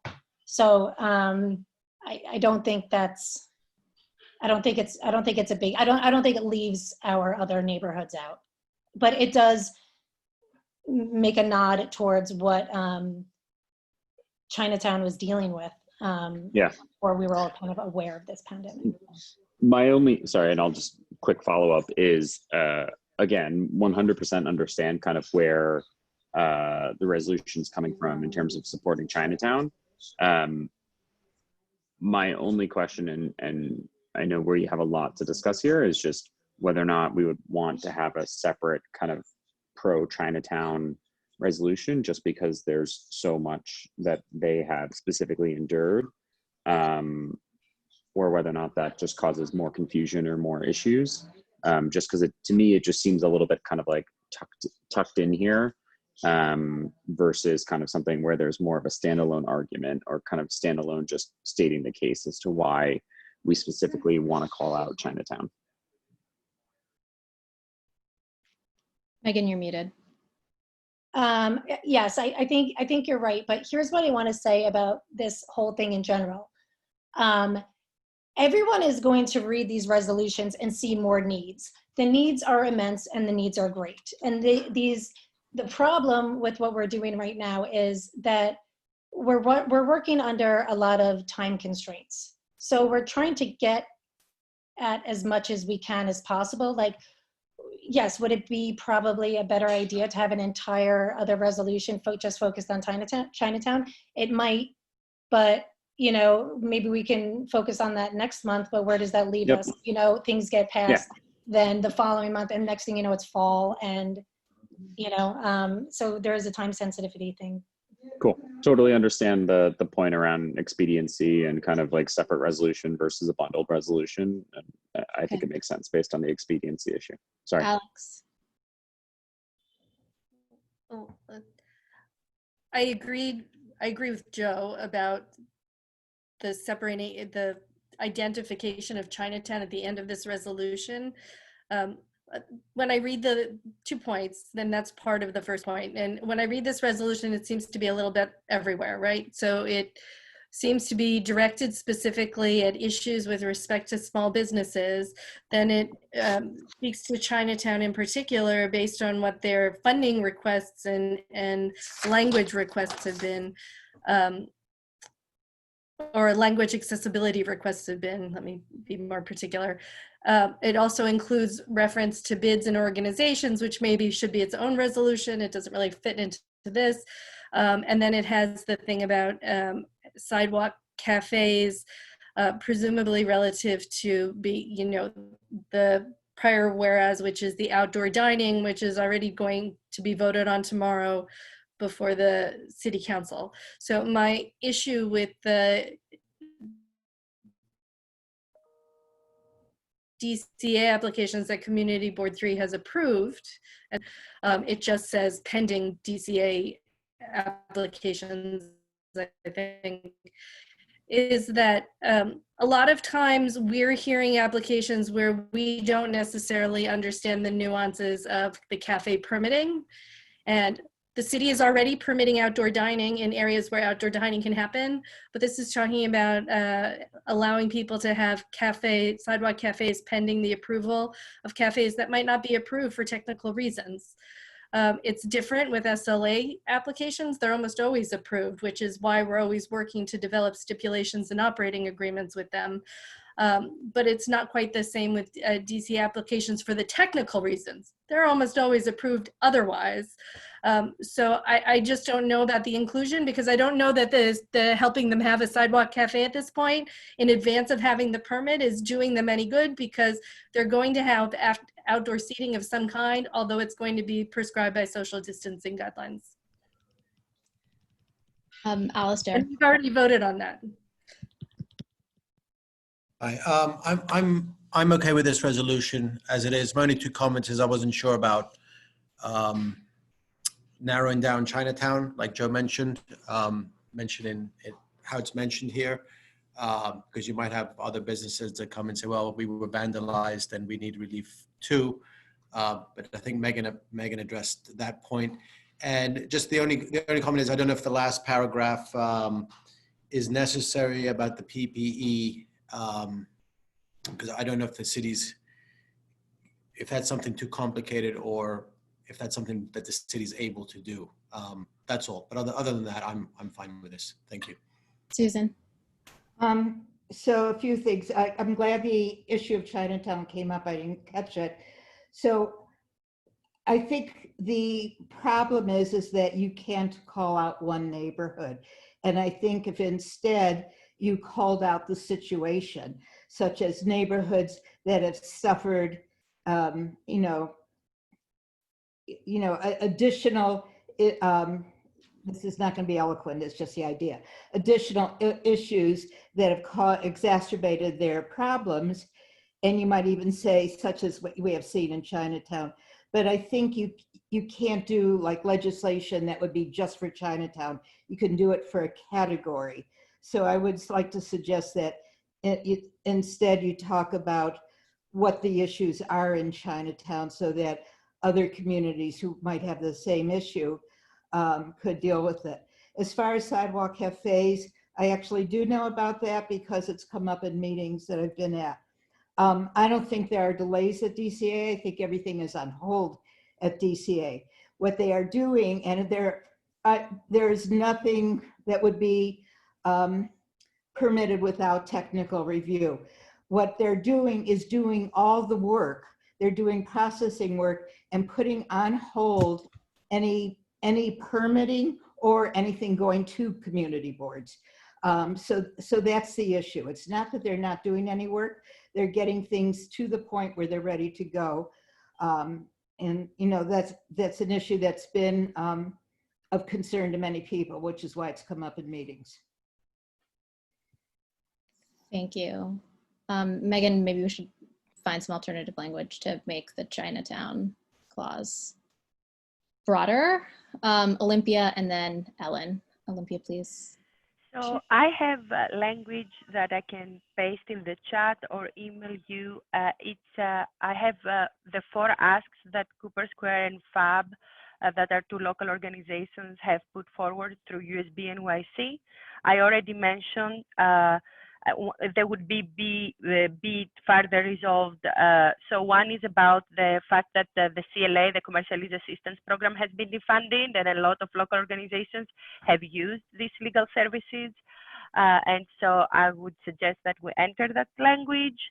That was the ask number 4 from them. Do you want me to paste it in the chat? Is that helpful? And can I just ask a question? Sure. Olympia, is this, so the resolution that we have, that's not what we're looking at right now, number 1. Number 2, the resolution that we wrote for small property owners are for their needs of small property owners. Did these asks from Cooper Square Union support the needs of small property owners? It's Cooper Square Committee, not the Sorry, Cooper Cooper Square Committee. Yeah. So basically these are all, it's a small business coalition throughout the city that represents micro businesses, like often also owned by immigrants and lower income people of color. and Cooper Square and Fourth Arts Block and maybe some other local organizations. Occasionally, I think also Laura's organization has participated, and they have a very robust platform that is exactly about what small businesses need right now. They've No, done no, that's not what I asked. I said this resolution was written specifically for the needs of small property owners. Does Cooper Square Committee, does their resolution support the needs of small property owners? Because that's one, that's not the resolution that we're looking at right now.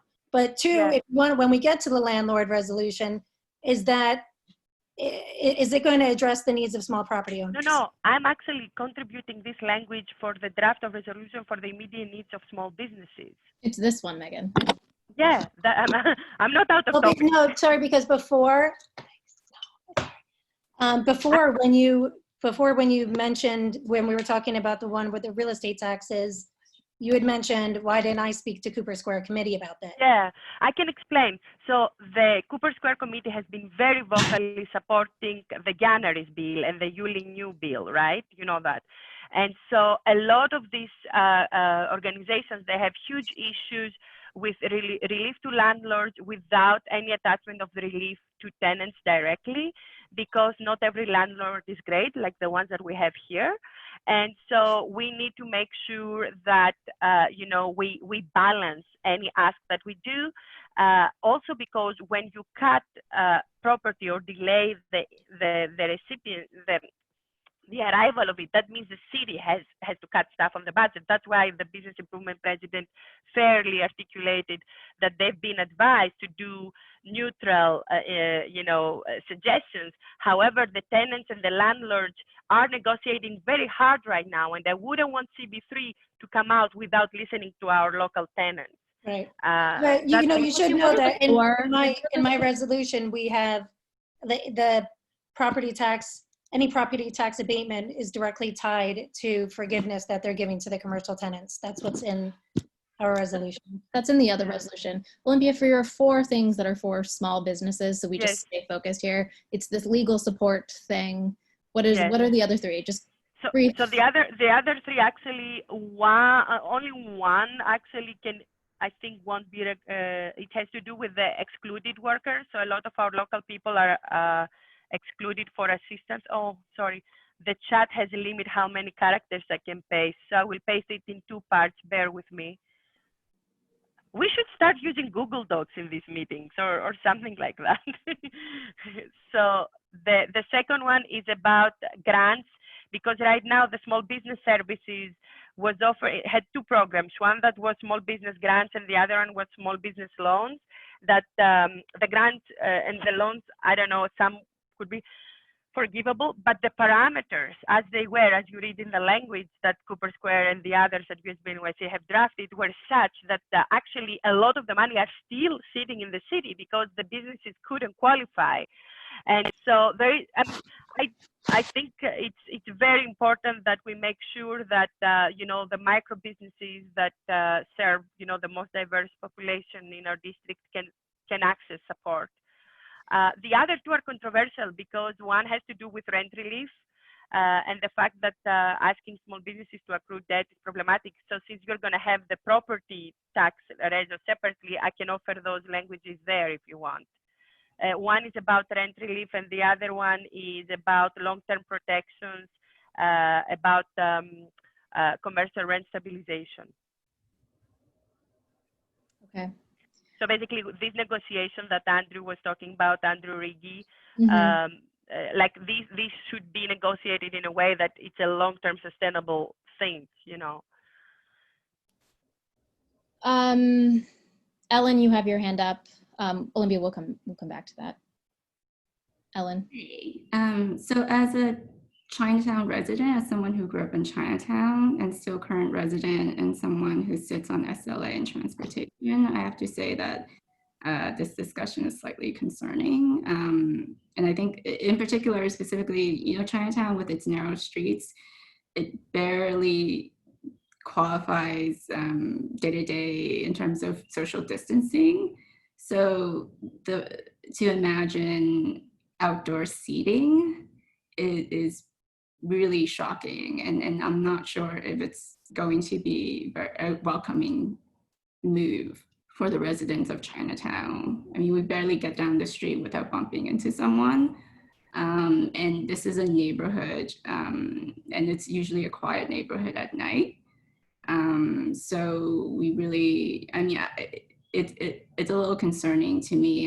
And also to speak to the point of what happened at transportation, it was not a very robust discussion at all. It was very opaque in terms of the language that was inserted into the resolution as it subscribes to SLA. So one thing I would like to say about like general support of open streets for commercial purposes, or not just bars and restaurants, but like literally any kind of business, is that there's going to probably be a whole process and set of guidelines that comes from the city that gives us, you know, rules as to what can actually happen. So I don't think this is all encompassing saying that every single street in our district is all of a sudden going to have a bunch of tables and chairs and drinking till 2 a.m. I think there will be, you know, public health experts in the city and whomever else will opine on what makes sense. And I just don't think we've gotten there. Yeah. Alistair. Okay, sorry.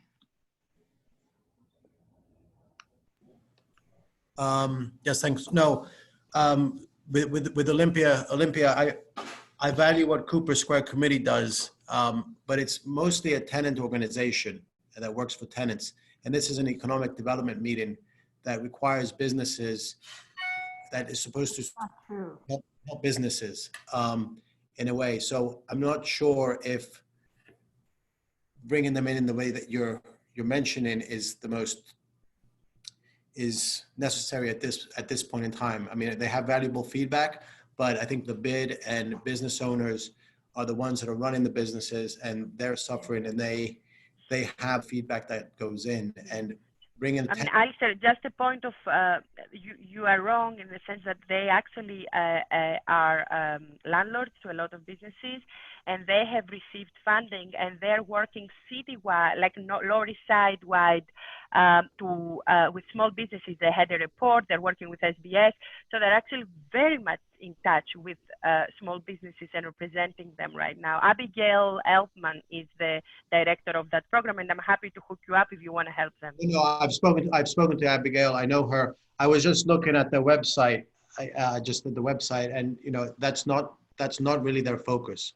Their focus is mostly on on protecting tenants and tenant. Alex, which is different than our committee. Thank you. Oh.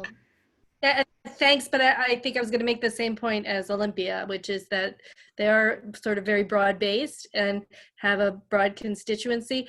I appreciate the bid came and made comments. That's a component of our district. We have other components of our district, so it's useful to hear what other organizations that cover either the whole district or even outside the district, which Cooper Square does cover, are doing and are trying to get accomplished for small businesses.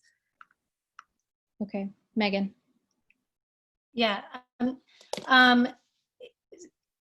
Olympia, if you had something small and a clean whereas that you thought might work into this resolution, I'm happy to, if you want to email it to me or text it to me. I mean, otherwise, I would rather not. Sorry, just I would rather not try to rewrite this resolution. Like, you're not a member of economic development. I know you're a full board member, but you know, to come here and start. I mean, there's a lot of other organizations we didn't hear from on this resolution. Should we call all those and try to rewrite the entire resolution? Sorry, but I thought December and the needs will be done. But I thought the spirit of this meeting, as explained by Susan and Jim, is that you are open to a conversation, that we are discussing about the needs of local commercial, tenants, and these are needs that I heard are very important.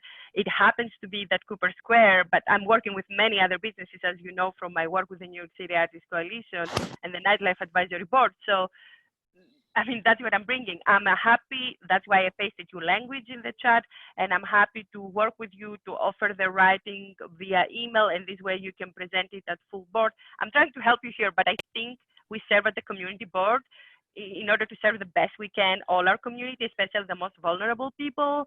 And if we don't invite them and we invite others, we are not doing our job well. And so I'm trying to work with you. It sounds to me, it's like, you know, like, oh, this isn't a complete resolution because we haven't discussed it with. But I offered you the language. I don't know if you've seen it in the chat. It's in the chat, Megan.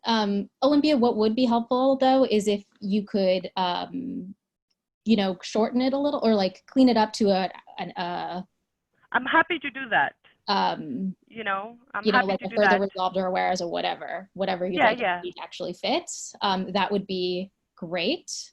And then, you know, hopefully there are not too many more comments on this, but Laura, please contribute. I have one. Thank you. I just wanted to. Let's let Laura speak first. I just wanted to clarify that Cooper Square Committee is a tenant organization. Cooper Square Land Trust rents to many small businesses on East 4th Street. So they are a voice that represents both sides, and I agree it would be most helpful to have them present at the table. Thank you. Thank you so much. And then Herman.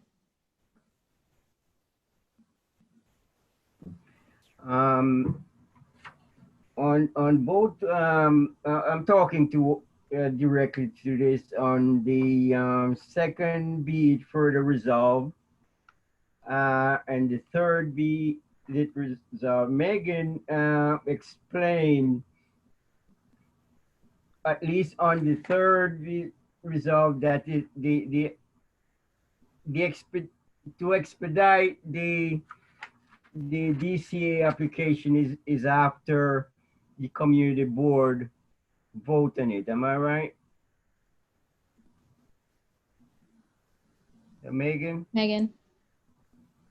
Sorry, yes, that's correct. But Susan also clarified that it's not due to a DCA backlog that they're purposely. I understand that. But I'm just talking about the language in terms of, for instance, the second be further resolved say that to grant immediate authority to permit business to open with temporary license. Is that before or after the SLA votes on it and the full board votes on it? I was just wondering if you could put that, insert that clarification in those both of those whereases or resolves. Yeah, I think that we can do that because that is the intention. Okay, thank you. So it seems like, oh, Alex. Sorry. I'm confused because Herman said after presumably after we vote on it, but before the full board hears it. How does that even happen practically? We have a form that we fill out that we have to send to DCA after a full board vote. Right? We hear the application, there's a form that gets filled out and submitted by the office with our resolution for whatever action we think is appropriate for the sidewalk cafe permit. So before a full board vote, how is somebody granted a temporary license? How does that even happen? But after approval by us. Like the approval can't happen until they actually get the vote from us, right? That's my confusion with the second clause. Okay.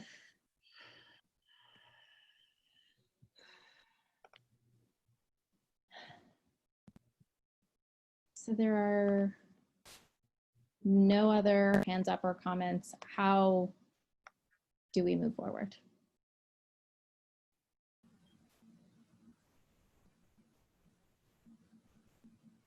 Megan, can you let us know any changes that you've made in the language? Yeah. So I just moving forward, I took out all the stuff for State Liquor Authority that's not in there. For DCA, for the sidewalk these are for regarding sidewalk cafe permits. People are actually illegally applied for a regular sidewalk cafe permit. Instead of putting that DCA was a backlog, I just put that they're holding the applications, and to move forward with applicants who have received full board support should be permitted to operate their sidewalk cafe while they wait for a full permit.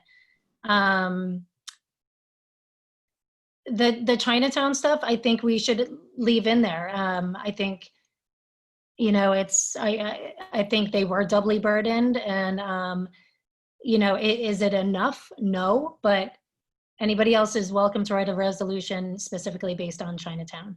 And PPP stuff. So yeah, I mean, it's PPP stuff, it's sidewalk cafe permits, it's support for merchant organizations that support economic development and bids that already exist. We're just asking for continued support. And that's it. So Susan did mention that we couldn't specifically, you know, call it a certain part of the district. Oh, sorry. So I think we could use Chinatown as an example of disproportionate effects of, you know, impact on small businesses, of diverse small businesses. And then Olympia. So I'm writing the language as we speak. Okay. How do you want me to again paste it in the chat? It seemed like people weren't able to read it in the chat before. Megan, what's best for you? So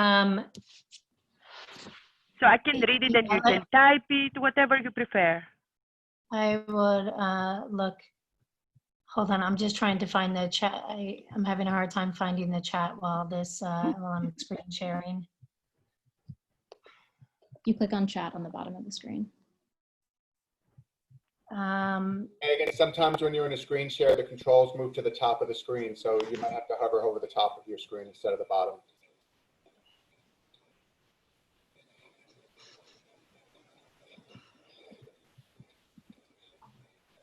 No. Sorry, guys. Oh, I see them now. Okay. We've asked Olympia to condense it into resolution language. Whereas the executive. I'm sure that eligibility is not. Can I read this, or is everyone reading it? Olympia, have you shared it with everybody? No, I haven't put it in the chat yet. So do you want me to read it? Hold on a second. No, but I'm changing the language so that it is whereas and therefore. So whereas the executive budget released by the mayor contains no funding for the Department of Small Business Services SPS Commercial Lease Assistance CLA program in the fiscal year 21. Should I say and whereas, where do I describe the program? Should I say the CLA program was launched? Is this a separate CLA whereas, or is it the same? Sorry, it's my first time writing a reso. Jim, should I say second whereas, or in one whereas I can explain two things? Why don't we do it this way? I think, Olympia, why don't you send the text either through chat or through email to Megan, and she can refine it. And while that's happening, Anisha, I think it probably warrants, again, you're the chair. I'm not telling you how to run your meeting, but you might want to read the resolution again, and then we can vote on the resolution and then make an amendment to insert the new language. Yeah. Okay. So while Megan and Olympia are working in the background, Anisha, I don't know if you have access. Don't, I can't move this. Megan will have to scroll it down for you. why don't we just go through the resolution as it is? And then we can hear at the end Olympia's amendment. That's pretty much what I just said. Yeah, that's what you're saying. what you Otherwise, should we're do. going to be sitting here all night waiting for So, one whereas to get hashed out. Okay. So if one person can speak at a time, the meeting would run much more efficiently. Megan, if you can scroll all the way up so Anisha can start reading the resolution. Well, if I'm going to be making edits to the resolution, Well, we read the changes that Megan had already made. Megan read them, but not the whole resolution in full. okay. You want me to read it? Yeah, go ahead, read Megan, it. what I was suggesting is that while you and Olympia work to refine the extra language that's going to be inserted, we read the resolution as it is now. And Okay. then, So I can't do both at the same time now. So someone else is going to have to read it while I make the language changes with Olympia. yes, that's what I was suggesting. So if you can work, if you have another way to work and we can still share that. The only thing is that it's your screen, so you're going to have to scroll as Anisha reads.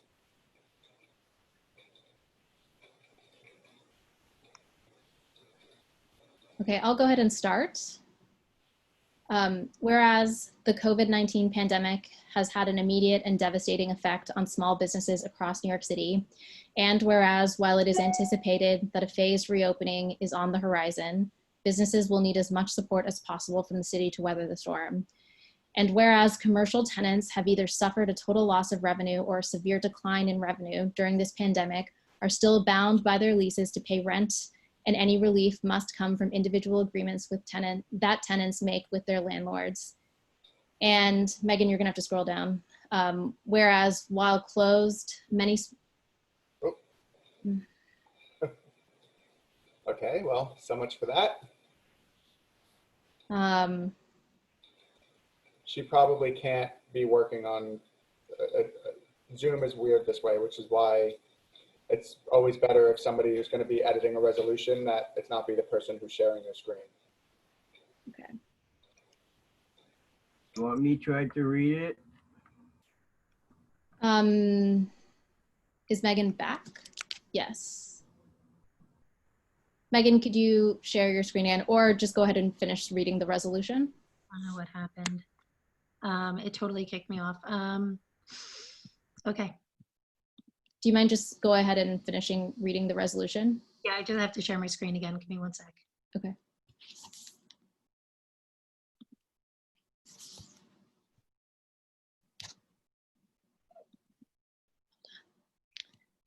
What part were you up to? I was whereas while closed. Whereas while closed, many small business permits or licenses have expired, and city agencies that process those permits and licenses have not been operating at full capacity during this crisis. And whereas while fines and fees constitute a portion of needed city revenues, when small businesses reopen, they cannot bear the burden of onerous fines and minor violations. And when businesses of all kinds eventually allowed to reopen, they will have to enforce social distancing protocols inside of their establishments, making the activation of open streets, sidewalks, and parklets for use by commercial tenants essential to a robust recovery.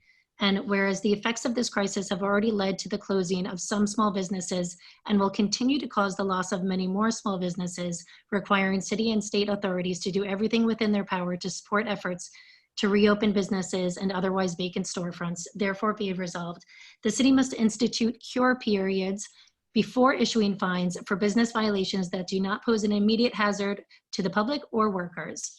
And be it further resolved, while recently passed local laws suspend payment for sidewalk cafe permits renewals, many businesses applying for their permit for the first time have been unable to obtain a permit due to Department of Consumer Affairs holding the applications holding the applications, and city should allow, and city should allow applicants who have received full community board support to be permitted to operate their sidewalk cafe while they await full permit. Therefore, be further resolved, the support for community-based economic development organizations be not only maintained, but expanded. The roles of BIDs, non-service, service nonprofit organizations, and other community-based organizations focused on economic and community recovery efforts is essential now more than ever and must be maintained. Community Board 3 requests the city renew all current funding for these groups, as well as identify new streams of funded targeting at the neighborhood level toward relief and recovery efforts. Be further resolved, while all businesses have suffered, certain neighborhoods have suffered disproportionate effects, such as Chinatown. Is that too much? Or should I leave out? Is that too obvious? Businesses that have been doubly burdened with anti-Chinese sentiment. I can't put that.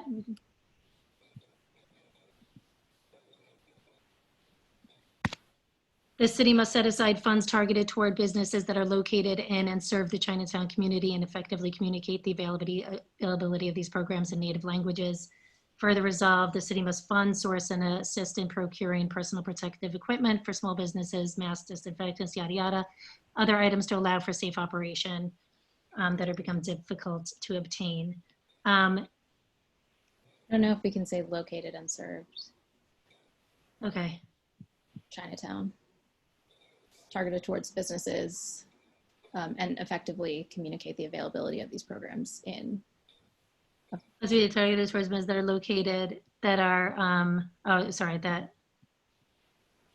that effectively. And effectively.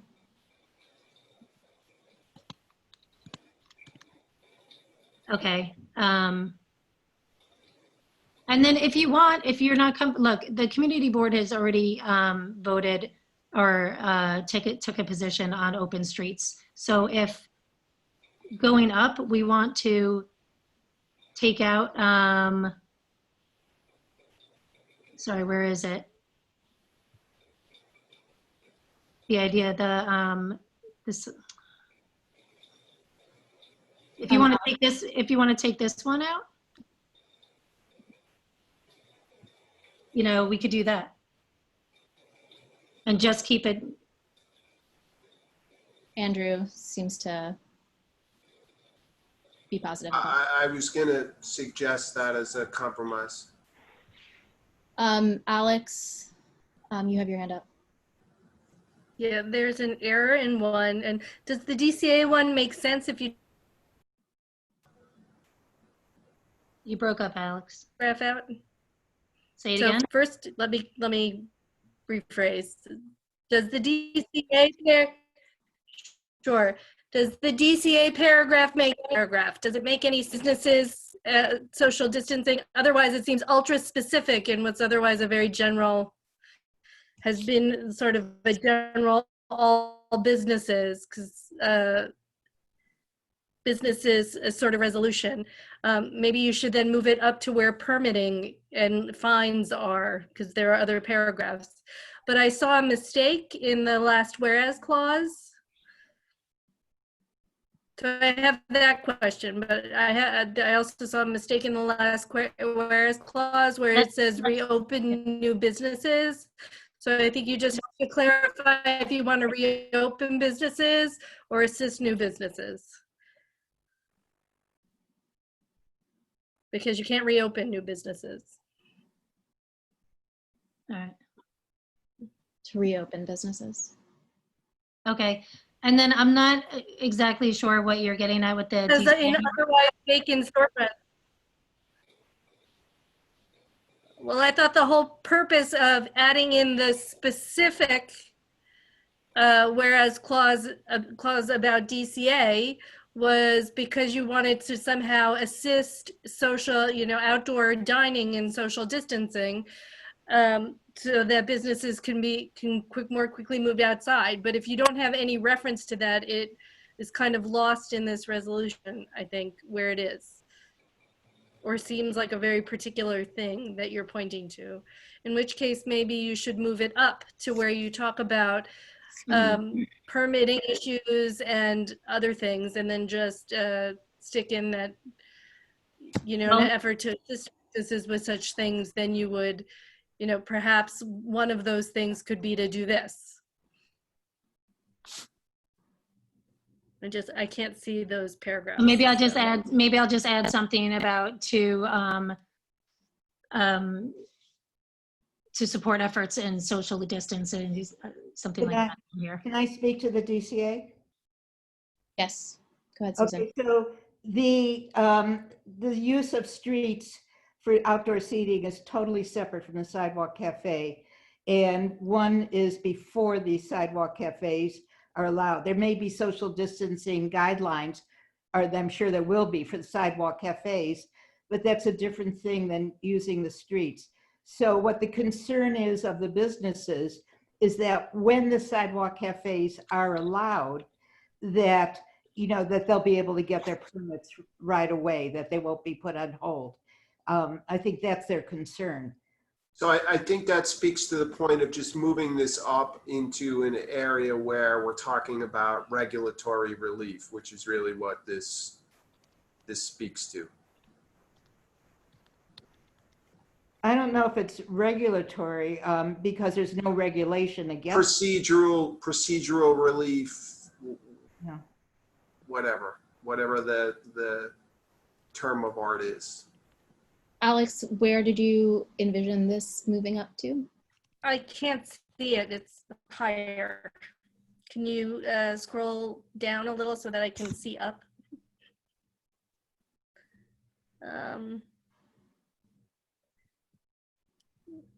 Hold on a second. Fine. So It's right there. Yeah. Second paragraph.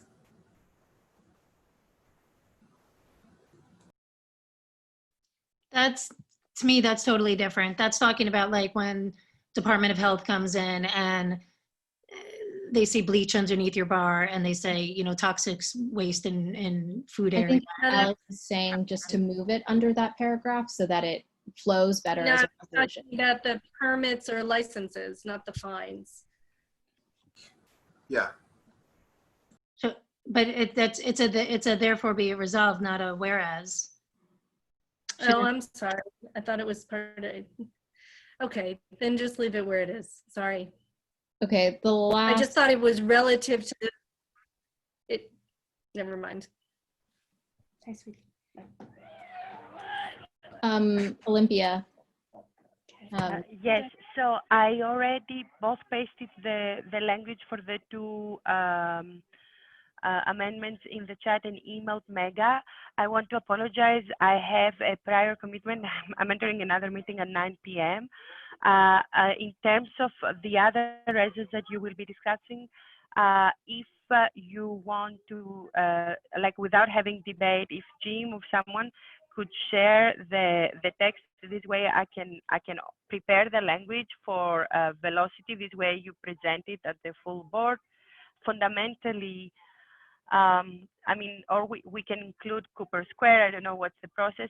Fundamentally, I think it would be to the benefit of our community if we talk from the perspective of the landlord who will be passing the benefit to the tenant. We should also make sure that we have the tenant perspective, because the issues that some people have is, one, some tenants are not offered lease, so they cannot really claim the money. Some tenants have issues of tenant harassment.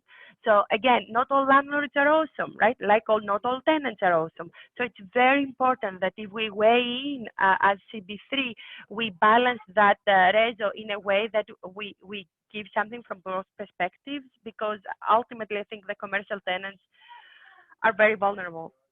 But I do need to leave. I'm really sorry. I didn't realize this was going to be the topic of the conversation, and so I have another meeting. Can I offer language in between? No. We could, well, it depends. Yeah, let me speak to it. Yeah. Could I speak? Anisha or Megan, can I speak to that? Yes, go ahead. Okay, so I think the content of what Olympia has given us is very, it's certainly Community Board 3 type of thing that we support.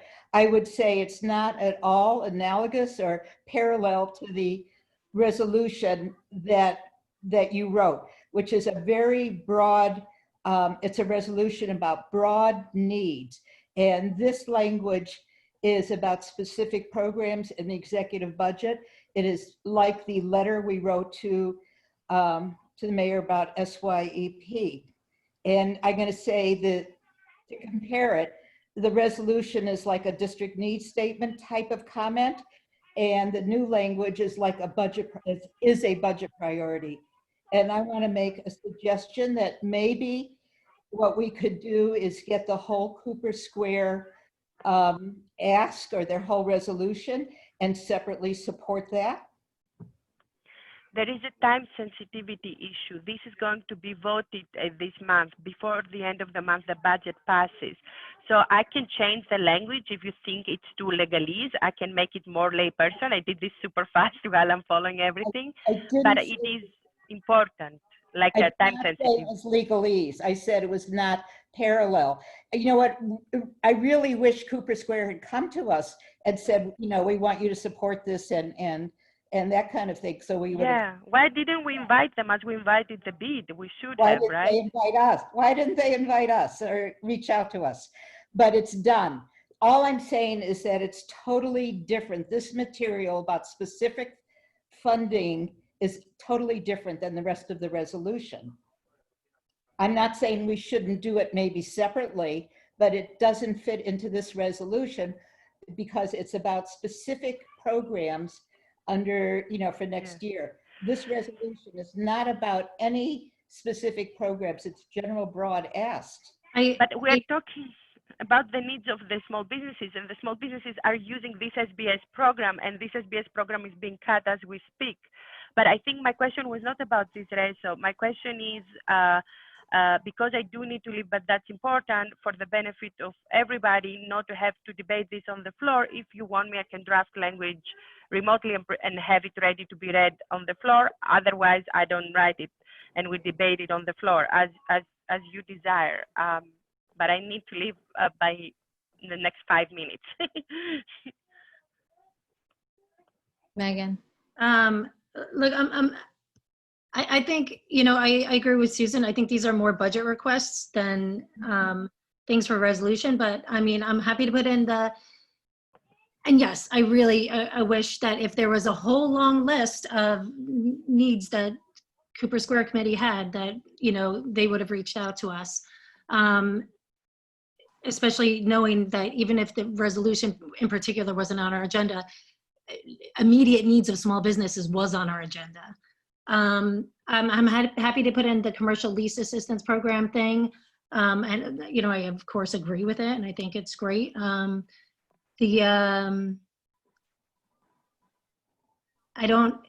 other one, I don't think is a perfect fit. I mean, you could try to rework the language, but I think the committee is going to move on anyway. And if a vote's taken before we get the language, then a vote's taken.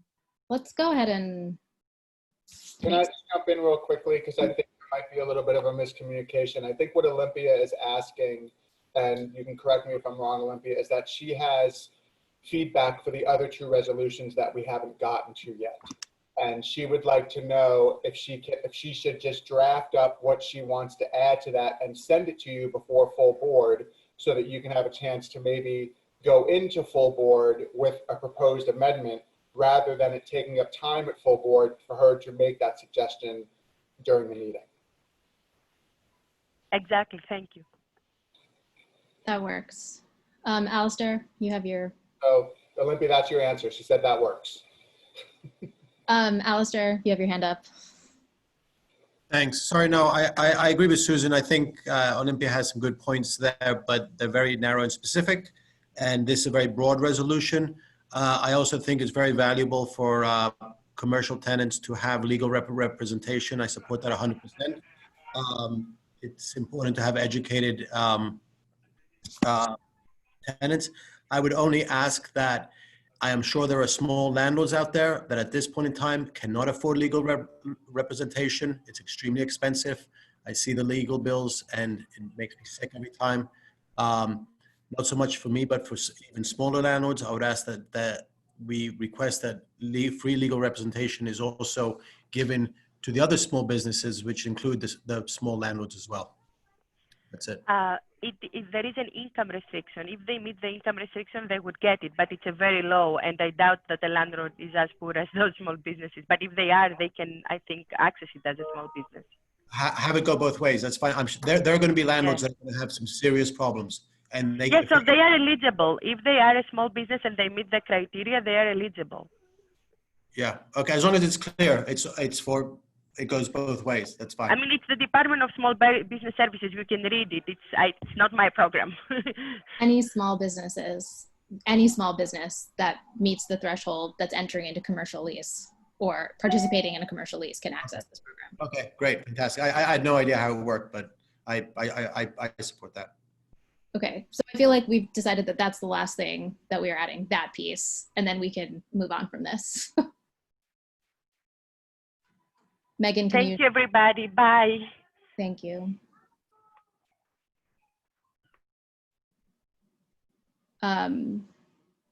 Megan, so where does this last piece go in? So I mean, look, it's a whereas. You can read it right here. You see it? So I'm just going to stick it. I'm going to stick it in the top somewhere. I think we could probably vote on this without seeing exactly where it's going to go. That's the language we're going to use, though. Okay. Is everybody good with that? No. It obviously goes on the top. If you could put it back, if I could just make some small changes, so it'll be a little bit fit in. To get the same point, where if we could just say, whereas there is no funding in the next fiscal year for small businesses instead of the executive budget released by the mayor, because that's superfluous. Just I'd say, whereas there is no funding in the next fiscal year for the Department of Small Business Commercial Lease Assistance. Okay. And we also don't need launched in 2018 as an SBS program. You can just say the program provides legal representation.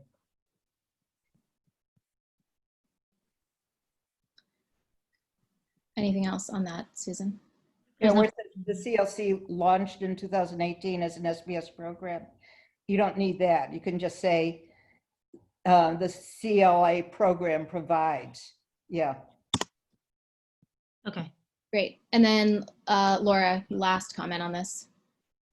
Sorry, I'm just really commenting on that last bit. I apologize if we didn't get to it before about the PPE and the city procuring them. A lot of our local merchants have already procured and been spending money on PPE for their employees for some time, especially the essential merchants who've been open all this time. I'm not convinced that the city mass purchasing things actually makes them less expensive, and I would suggest that we work with local sources, such as those in the Brooklyn Navy Yard who are making hand sanitizer, and try to keep that money here. I believe that is where the city is working. They are working with manufacturing and buying from the Brooklyn Navy Yard. Okay, I just we definitely need the help. The merchants definitely need the help. It's an added expense they don't need, but thank you. I really appreciate that. Yeah, EDC is actually working with those vendors.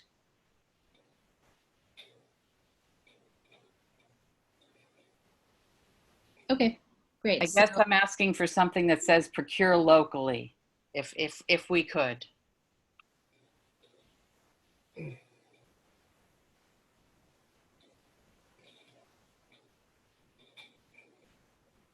Local, personal protective. Yeah, local, right between in and procuring.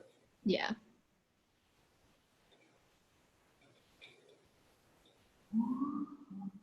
Wait, it's that doesn't make sense. procuring locally made. I don't know. Locally manufactured. Okay. So to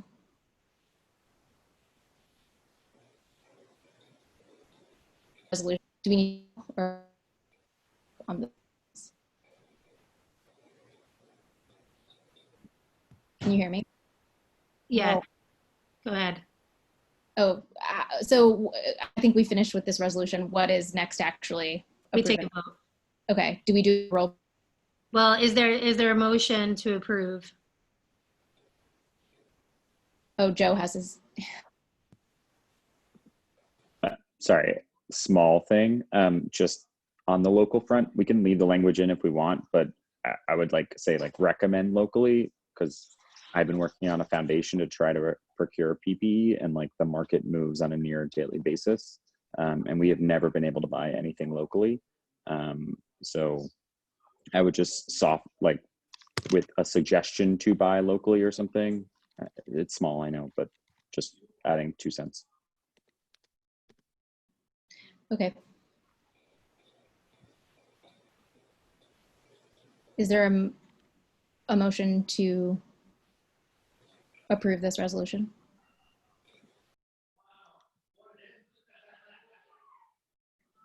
I'll make a motion. I second it. Do we do a roll? Yeah, we have to do a roll call. Anisha Stephen? Yes.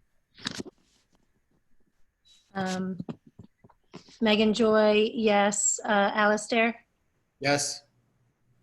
Herman Hewitt? Yes. Joseph Kearns? Yes. Alexandra Militano? Yes. Richard Ropiak? Yes. Rodney Washington? Yes. Andrew Comey? Yes. Okay, thanks, guys. All right, now we're going to share the next screen. Let's do the small business owners one. Give me one sec.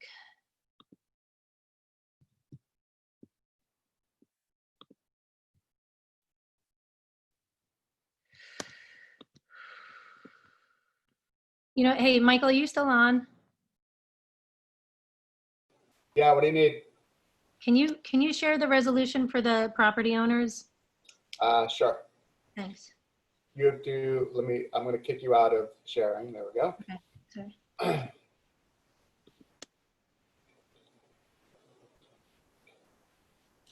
What was the title? Is it property owner relief draft? That one? Yes. Grassroots community organizers to talk about what's going on in the country and how It's not muted. It's only Rodney. yes.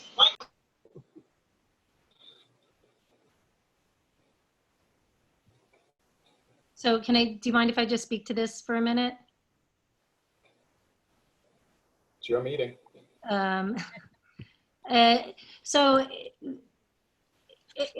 you could read through the resolution, but what it really comes down to is the city nails property owners with a really onerous fine when they're late with their property taxes. Property taxes are due July 1st, so this is very time sensitive.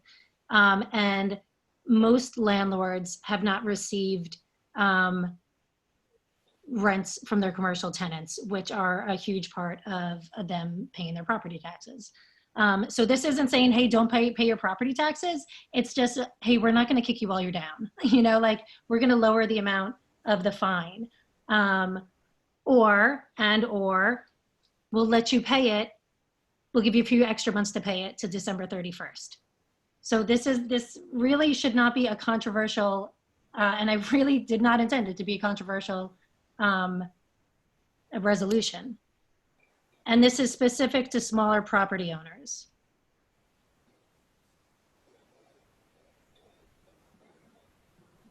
Oh, and it's also, sorry, asking for any tax abatement. If the city offers any tax abatement, that it be connected to the amount of rent forgiveness that the property owners have offered their tenants. there any questions about this resolution?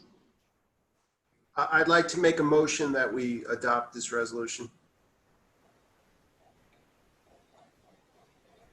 I second it. Alistair has his hand up. I'm fine adopting it. That's fine. The only edit I would do, because I hate putting it in there, is obviously just saying that I would, if it was up to me, I would eliminate the part that talks about the deferring the property tax payments with a penalty of no more than 3%.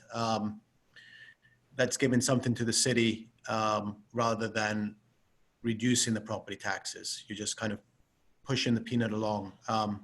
That's all. I'm fine adopting it the way it is. That's my only comment, is I would just take out that one part where it says provide for some type of property relief options, include an option to defer property tax amounts fine with no interest or penalty or the low interest rate of no more than 3%.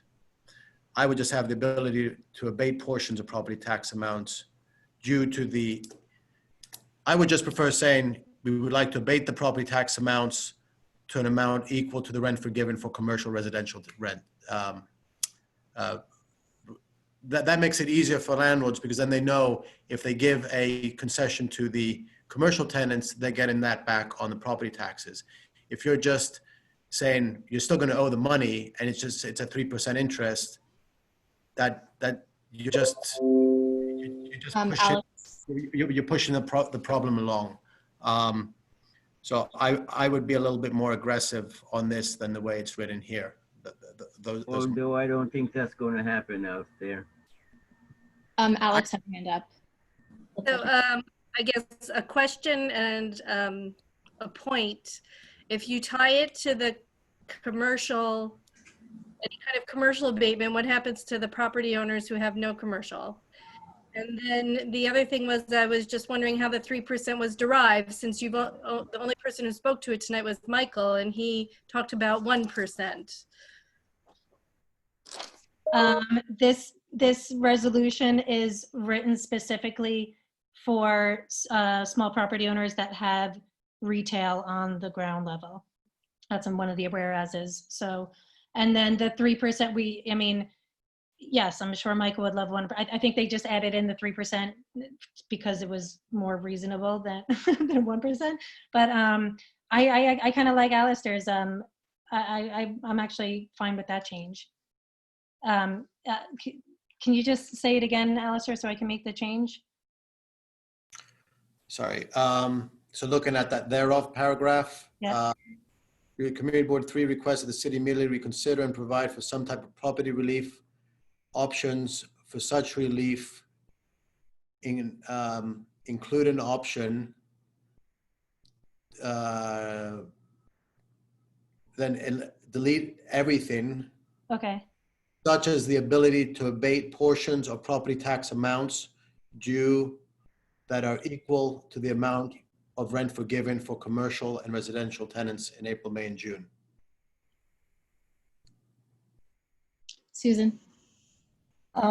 Okay, on the very last paragraph, we're asking, first of all, this resolution is to the city.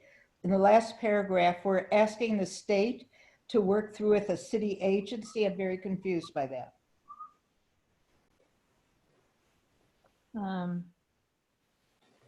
CB3 requests the state work through its authority and Department of Financial Services to appropriately craft. I don't get that whole paragraph. The request the state work there. Can we, if we just changed it to city, would that make sense? Because it's city, I mean, it's city taxes, right? Yeah, then it would be, yeah, property taxes, the only tax the city can do. Yeah, I think that was just a mistake. That should be city. Okay, so what we're asking then is we're requesting the Department of Financial Services to appropriately craft. Chris, I would take out the city through its authority. Just say CB3 requests of the Department of Financial Services too.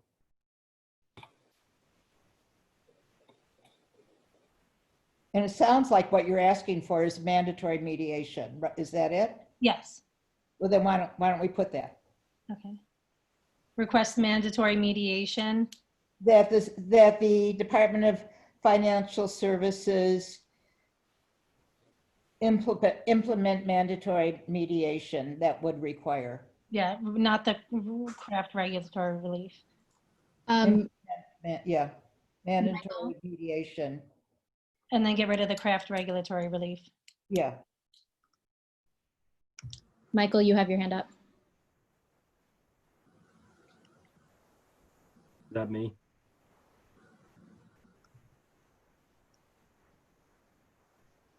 Okay.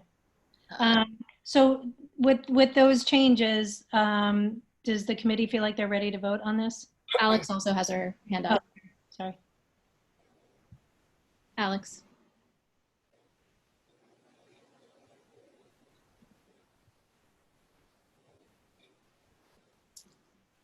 I don't know why any people I aren't. just had a question. Are the Department of Financial Services and the Department of Finance different things or the same thing? I think it's the Department of Finance. Yeah, because I pay the taxes for our building. It's the department. So that's what I was wondering. Should it be the Department of Finance or is there some other department I'm unaware of?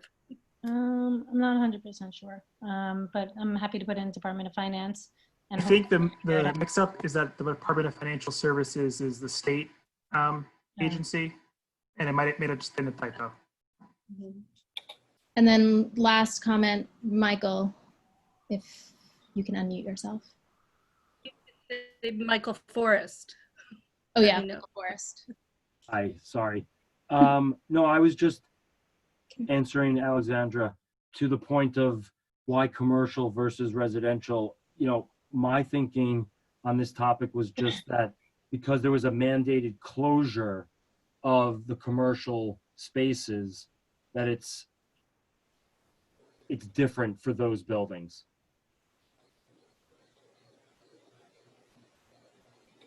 That was it. Okay, great. I think this is ready to approve. So technically all that discussion and editing happened after you guys already made a motion and seconded it. So Right. kind of don't need another one. You don't need another one? I don't think so. I'm not David Crane, but I don't think so.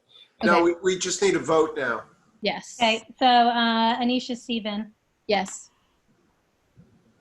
Megan Joy, yeah. Now Andrew has to adopt the. Oh, I'm in the middle of a vote. Alistair Economakis. Yes. Herman Hewitt. Yes. Can everyone mute themselves? What are you wearing? Jake from State Farm. Whoever's got the TV on in the background. Did they ever ask you what you're wearing? Joe Kearns. Yes. Alexandra Militano. Yes, and the procedural, the correct procedure was just that Andrew adopt the amendment since he already moved for it. But never mind. Richard I'll do that when you call me, Megan.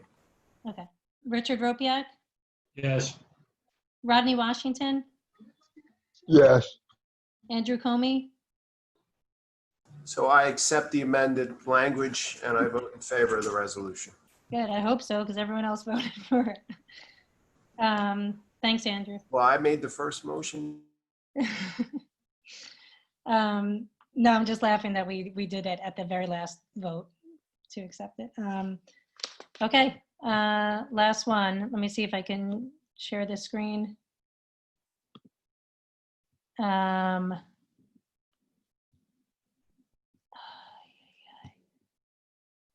Property owners don't.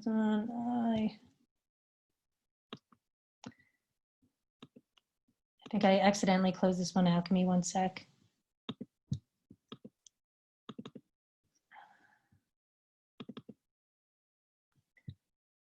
Okay. Can you guys see the SLA resolution right now? No, not yet. Okay. Do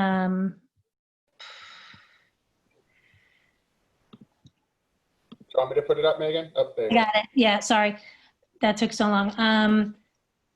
Yeah, so this one is, just to sum it up, the community board's already taken a position on commercial tenants utilizing open streets under certain regulations. The idea is this, right now, and then this resolution is asking that the state liquor authority, right now, they could bring food outside and, you know, eat outside. This would allow them to bring alcoholic beverages outside. Right now, what's happening is that they're allowed to take their drinks to go, but nobody's taking them to go. Everyone's hanging out on the streets and drinking them wherever they like. This is trying to set some sort of regulation around that. So, you know, you'd be able to use the spot directly in front of your business. There'd be social distancing guidelines. So, you know, maybe it's 2 circles, whatever the city mandates. And then the authorities would have, would be able to better regulate the drinkers or the people eating and drinking. And so would the businesses, because we can't do socially distance inside when we reopen. This would give small businesses a little bit more space.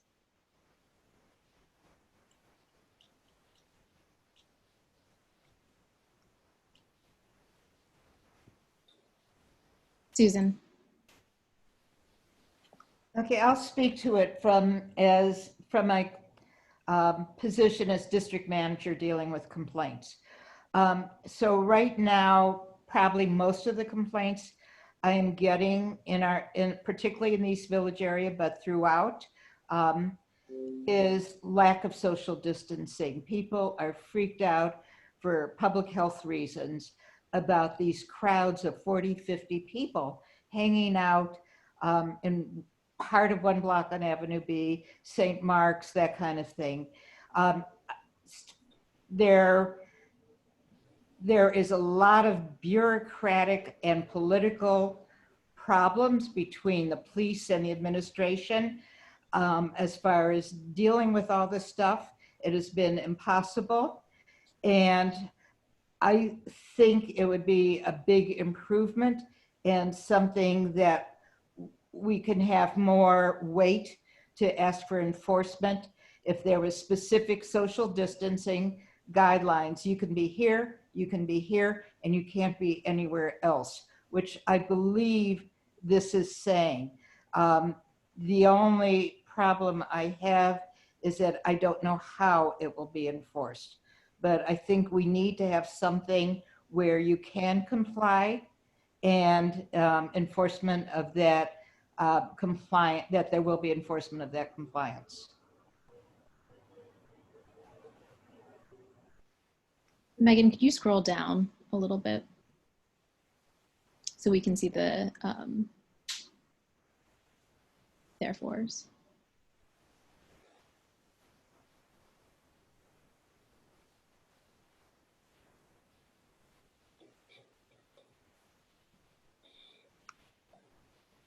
Alex, sorry. Can you perhaps read it through like you did the first one?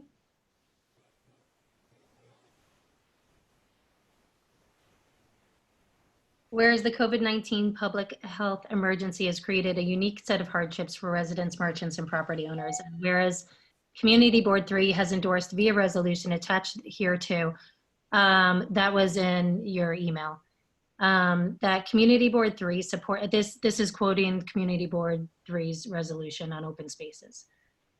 Community Board 3 supports additional program elements such as the use of parking spaces directly adjacent to establishments with limited occupancy for temporary use as outdoor seating constrained to a similar method of operation they have for indoor space during a phased reopening.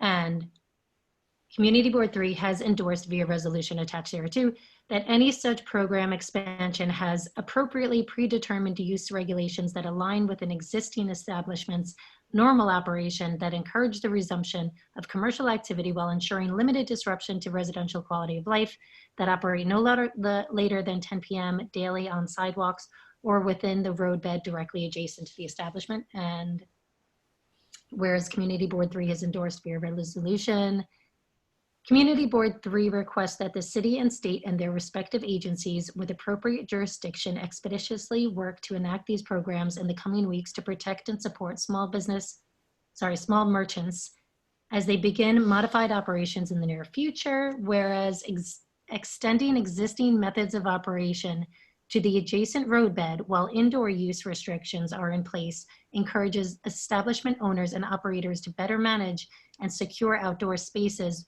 where they are directly liable for appropriate operation.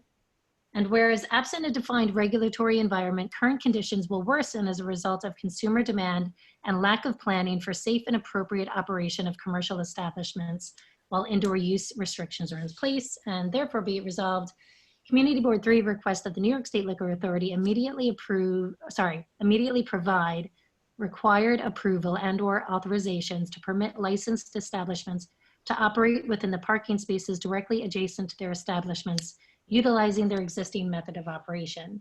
Further be resolved, Community Board 3 requests that any approval and/or authorization be consistent with the 5-borough approach and not limited to review of individual applications,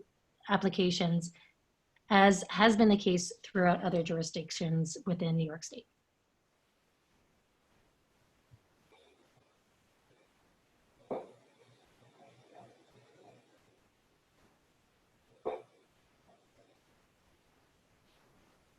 Sorry, Alex. I'm concerned that it's overbroad, and I'm also concerned about what Susan said, which is the enforcement issues.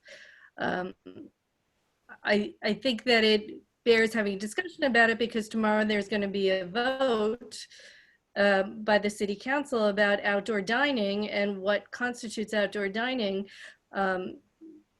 This would have been something that I would have preferred addressing sort of and I guess we're stuck with it tonight to try to address this resolution, but as a working group, perhaps where we accepted feedback and had different stakeholders who can kind of weigh in on how it would practically work, because I don't see that there's going to be a difference between what's going on now and the SLA licensing outside, right? Because they also are the ones who changed the licenses as they are with that to provide for the takeout option for beer, wine, and alcohol. And that's going unregulated. So I don't know that this resolution is going to create more regulation because the lack of regulation or the lack of the crowds outside that Susan is receiving complaints about is a product of something that's a regulation that they've already created. So I don't think that this is going to be a regulatory resolve. Susan, you have your hand up. Susan? Two things. I wonder if you could stick in somewhere the operating per social distancing guidelines, and then addressing, I do think if you have markings, from what I have seen, if you have markings in place where people can be, I think that really does work very well. I still think there needs to be something in here about enforcement and possibly that with the implementation of these new procedures, that the state facilitate, or the state implement an agreement with New York City to enforce, because that is what they do. That is what they expect. They expect the police to enforce, and if we have them actually reach out on it, which they should be doing, you know, under these conditions, I think that would further compliance. agrees, Susan. I had thought in the one that you're working on, including in accordance with guidelines developed by governing bodies and public health officials. Alex, you're muted.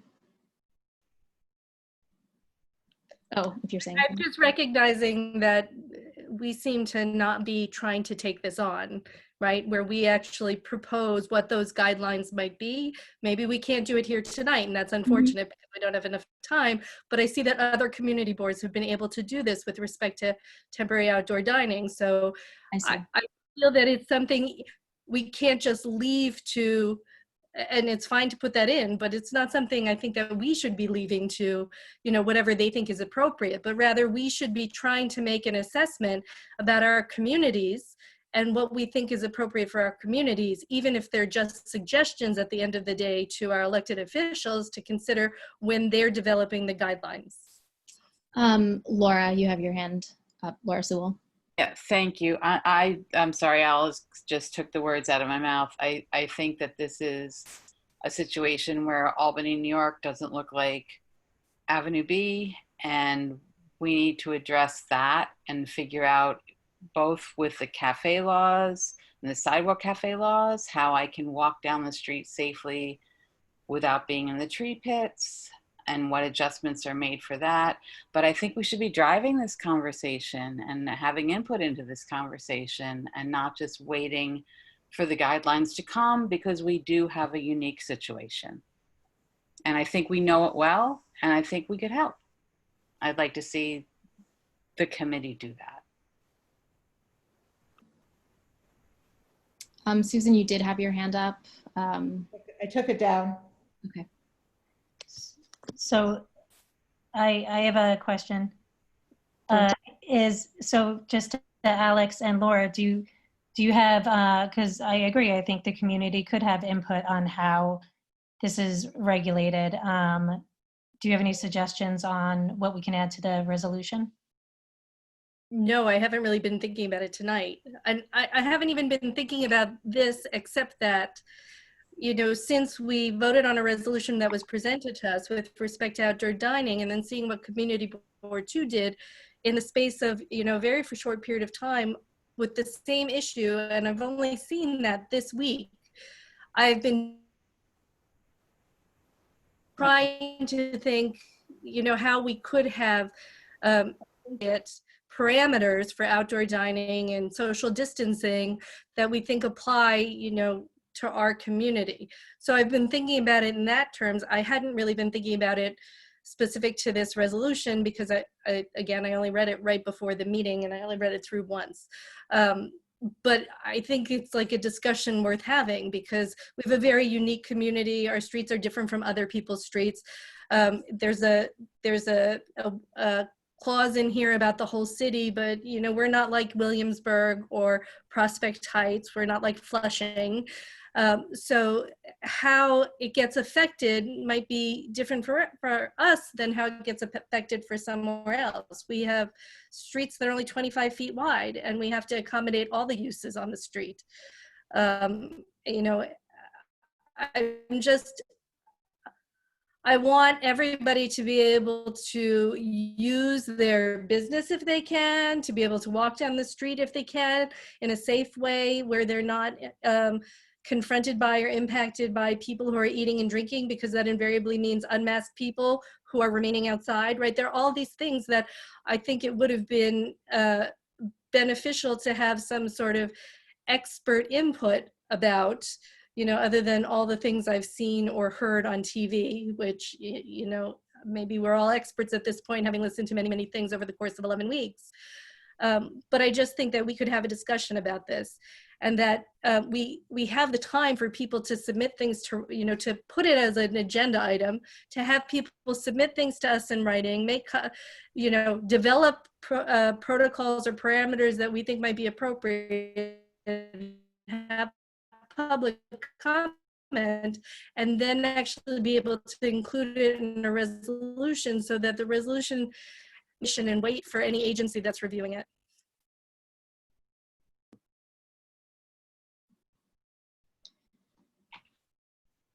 Right. So Yeah. I think, you know, yeah, I mean, we're kind of caught between a rock and a hard place because we're, you know, this is obviously time sensitive, and it's and something temporary. I mean, it's until businesses, I'm assuming businesses will get up to, will reopen at 25% capacity, and then, you know, maybe a few weeks to a month later, be at 50% capacity. So I don't know, this isn't going to last forever, but yeah, I don't know. And there's specific language you want me to put in on this, asking the city for, to refer to the community board for local, I don't know. Andrew, you have your hand. Yeah, I'm not understanding why. First of all, I'm sorry, I'm gonna have to go. I'm at work and I need to get off. I'm already way past curfew. I'm an essential worker, but I'm not loving being out on these streets so late at night. And I didn't expect this meeting to go so late because I wasn't prepared to opine on such complex resolutions. Is there a reason why we have to vote or not vote on this resolution tonight? And I mean, the city council's gonna, it's not like they're gonna read this and take this into consideration before their vote this No, week. this is directed for to the state, not the city. Okay, so why do we need to do that tonight?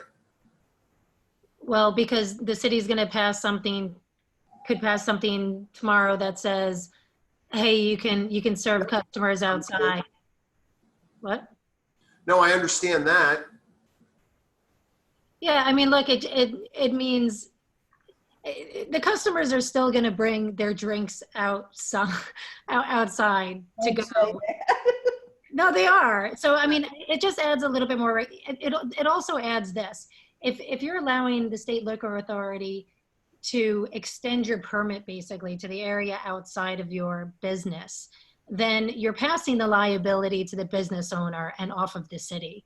So now it's in the business's best interest to watch what's going on outside of their establishment. Megan, with all due respect, there are good operators and there are terrible operators. So I walk home, Susan sees me, I walk home every day from my office, take the F train, and now I have to zigzag across the street because there are people selling and drinking on the sidewalks. And I'm sorry, the take it, don't stay signs are not doing squat. Now, there are businesses that are enforcing that, but there are a lot, and you can't fault them because they need income.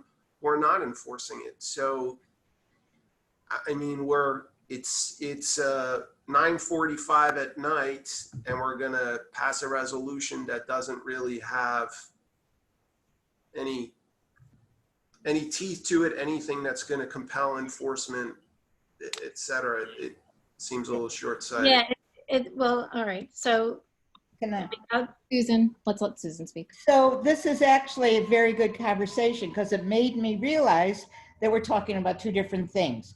So the state is going to allow the liquor to come outside for consumption. The guidelines around what that's going to look like is all going to be from the city. Just like the state allows liquor out to the sidewalk cafe, but the city makes all the guidelines about the cafe. So you could, and I don't remember seeing anything in here that says it's temporary during the restrictions. So you could pass this resolution about allowing the liquor to come out according to the state city regulations. And then you need to do a resolution to the city about what those regulations on city streets look like. Does that make sense? Yeah, it makes sense, but it's too much for tonight. Well, but you don't, no one says you have to do both tonight. Exactly. Put this on the agenda for next month. And so since this is only to the state to allow them to change the regulations, you could do this, adding in that it's temporary. And then next month, you could do a resolution for the city saying what those guidelines on city streets are like, because they're two separate things. Well, I'm okay with that. I'll take the committee's consensus. Laura has her hand up as well. I was just going to offer my help to provide input on what works block to block here. Okay. I mean, you can't even walk down 9th between A and 1 and social distance now. There's Right. no room. It's just very, very different block to block. So we need to figure that out. But you can't do that. You cannot make regulations in this city block to block. What you have to say is this kind of zoning allows this. Streets of this width allows this. That's the only way. Exactly. And what I'm just offering to help break that down, if that would be of assistance to the committee, because on certain areas, there is the old sidewalk cafe guideline leaves 8 feet from the cafe to the curb. That means I, as a pedestrian, if I'm socially distancing from someone at a table who hasn't got a mask on, and walking through a tree pit. So we need to figure this out a little bit. We need to talk about this a little bit. That's all I'm saying.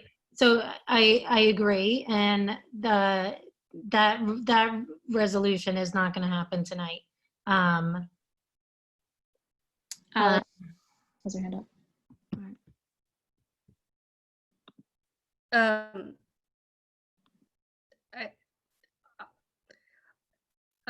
I think that's the more important resolution. This resolution is something that's going to happen anyway. I don't know why we're even weighing in, because it's obvious to me, since they've already permitted the retail sale of alcohol, that as soon as the city permits the outdoor dining, that they're going to permit that as well. But I don't know where we get to the point where we sit down and have a discussion about this, because they're voting on that outdoor dining tomorrow, right? What the parameters of it would be are something that we, should have developed, and then, and it's unfortunate that we're here at this point, but developed and then had a resolution for today that could have been forwarded to the city for tomorrow. But I don't know what their timeline is if they're voting on this tomorrow. Where in that guidelines come into it? Do they vote on it and consider the guidelines at the same time? Do they vote on the proposition? And then somehow we're able to comment on guidelines at some later time. I don't know what their timetable is. I just know they're voting on the outdoor dining tomorrow.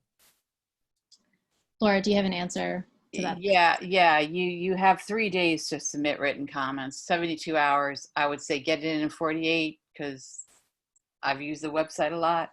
And just to clarify, what they're voting on tomorrow are the guidelines, or just the approval generally? It's approval in general.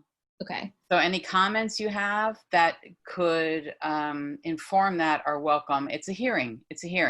So any comments you have that could inform that are helpful. Susan? But I just want to clarify, what's being voted on tomorrow is not this resolution. This resolution is for the SLA and has nothing, it allows the liquor after the city council vote, but this is not being voted on tomorrow. No, it's the use of sidewalk space. Yes. So but I think people are kind of conflating everything. Yes, we are. We are. But if you would like, as a community board, to comment on the use of sidewalk space in the district, you have the opportunity to upload written comment within 72 hours of the hearing tomorrow morning, which at 10:30. Because the board doesn't vote till the end of the month. Right. Well, individuals may do what they do. Absolutely. Absolutely. Okay. We don't actually know when the specific guidelines will be created and approved by whoever is going to approve them at the city and implemented. So I think if we want to do that part at our next meeting, if it's still relevant at that point, we can figure out how to do that.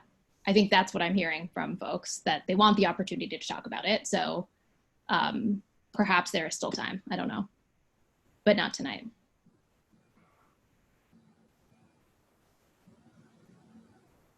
So I kind of agree with Alex that there's not a lot of need for this resolution in particular, but how do we feel about any changes or moving forward with this one? Well, I mean, I don't know. What I heard is that SLA is going to approve, you know, the extension of licenses in outside of the city or in upstate and not the city. So I mean, I don't know. It's oh, not the city. Yeah, that's no. Why do you think that there's not a need for it? Well, it seems like if they are already, as Alex mentioned, going to extend for the extend into whatever the open streets piece is. No, but we don't know that. There's nothing from the state liquor authority saying that they're planning to extend the liquor licenses to the open streets yet. There's absolutely nothing. There's been no discussion of it at all. Okay. So the question remains then, why are we rushing to pass a resolution tonight versus most of the language in here is actually from a resolution that's already been passed, correct? Yeah, the main part of this resolution is to legally be able to serve alcohol with the food outside. So now you're going to be able to, you know, instead of saying, so when restaurants start slowly reopening and you're like, okay, great, now you've got your 2 tables outside that you can legally use in front of your sidewalk, and you could start serving there socially distanced. So you can order the salad, but just not the glass of wine. You know, so this would allow you to order the glass of wine. That's what it is. That's what it's specifically asking for. So then we could take Susan's suggestion that we, you know, because this is going to the state, add in that we had, you know, approve it in accordance with the city guidelines when they are developed, and then work on our contribution to what those guidelines should be at another meeting. I'm happy to do that. So in terms of this actual resolution, are there any changes?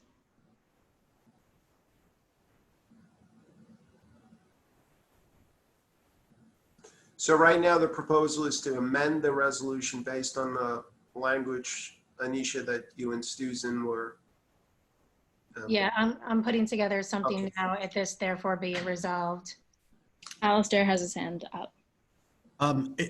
It would be good to pass something tonight with regards to this topic, because I've spoken to the small businesses that rent in our spaces that are bars and restaurants, and they've said it would really help them out a lot to be able to do the outdoor seating, as said in here. So if we can pass something tonight, it would be great. Thank you. Is this enough? You see where I've highlighted here? I think Susan specifically suggested something around social distancing. I think Megan already put that in, right? Oh, okay. Yeah, I put that.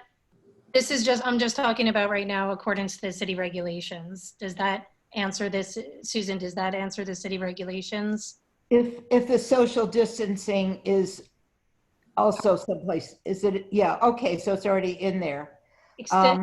Yeah, I mean, that's fine. It doesn't say anywhere that this is temporary for pandemic situations, does it? No, but we can add that easily. Okay.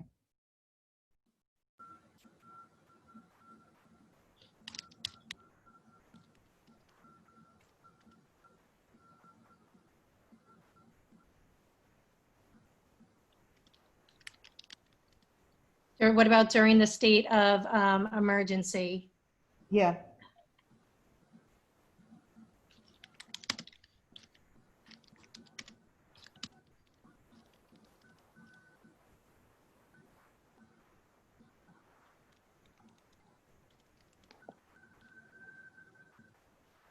How's that?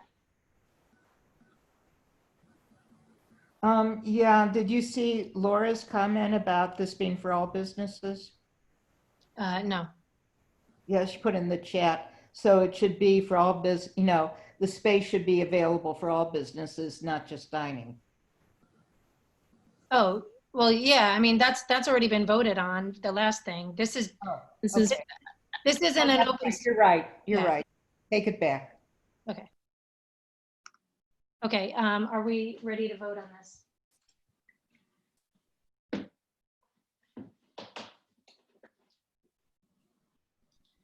Is there a motion? Do we need to read it again, or should we just go ahead and do a motion to approve?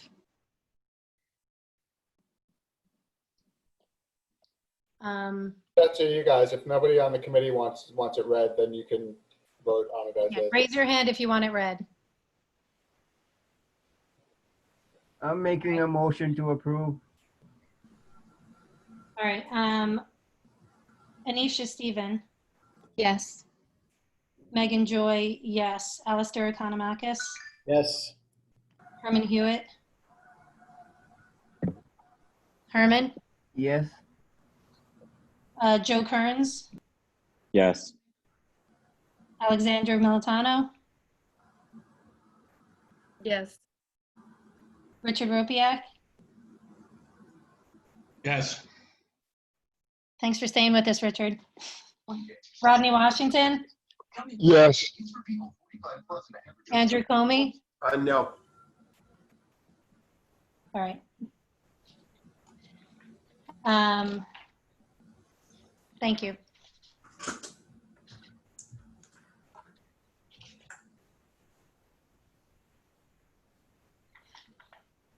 That's the last item on our agenda.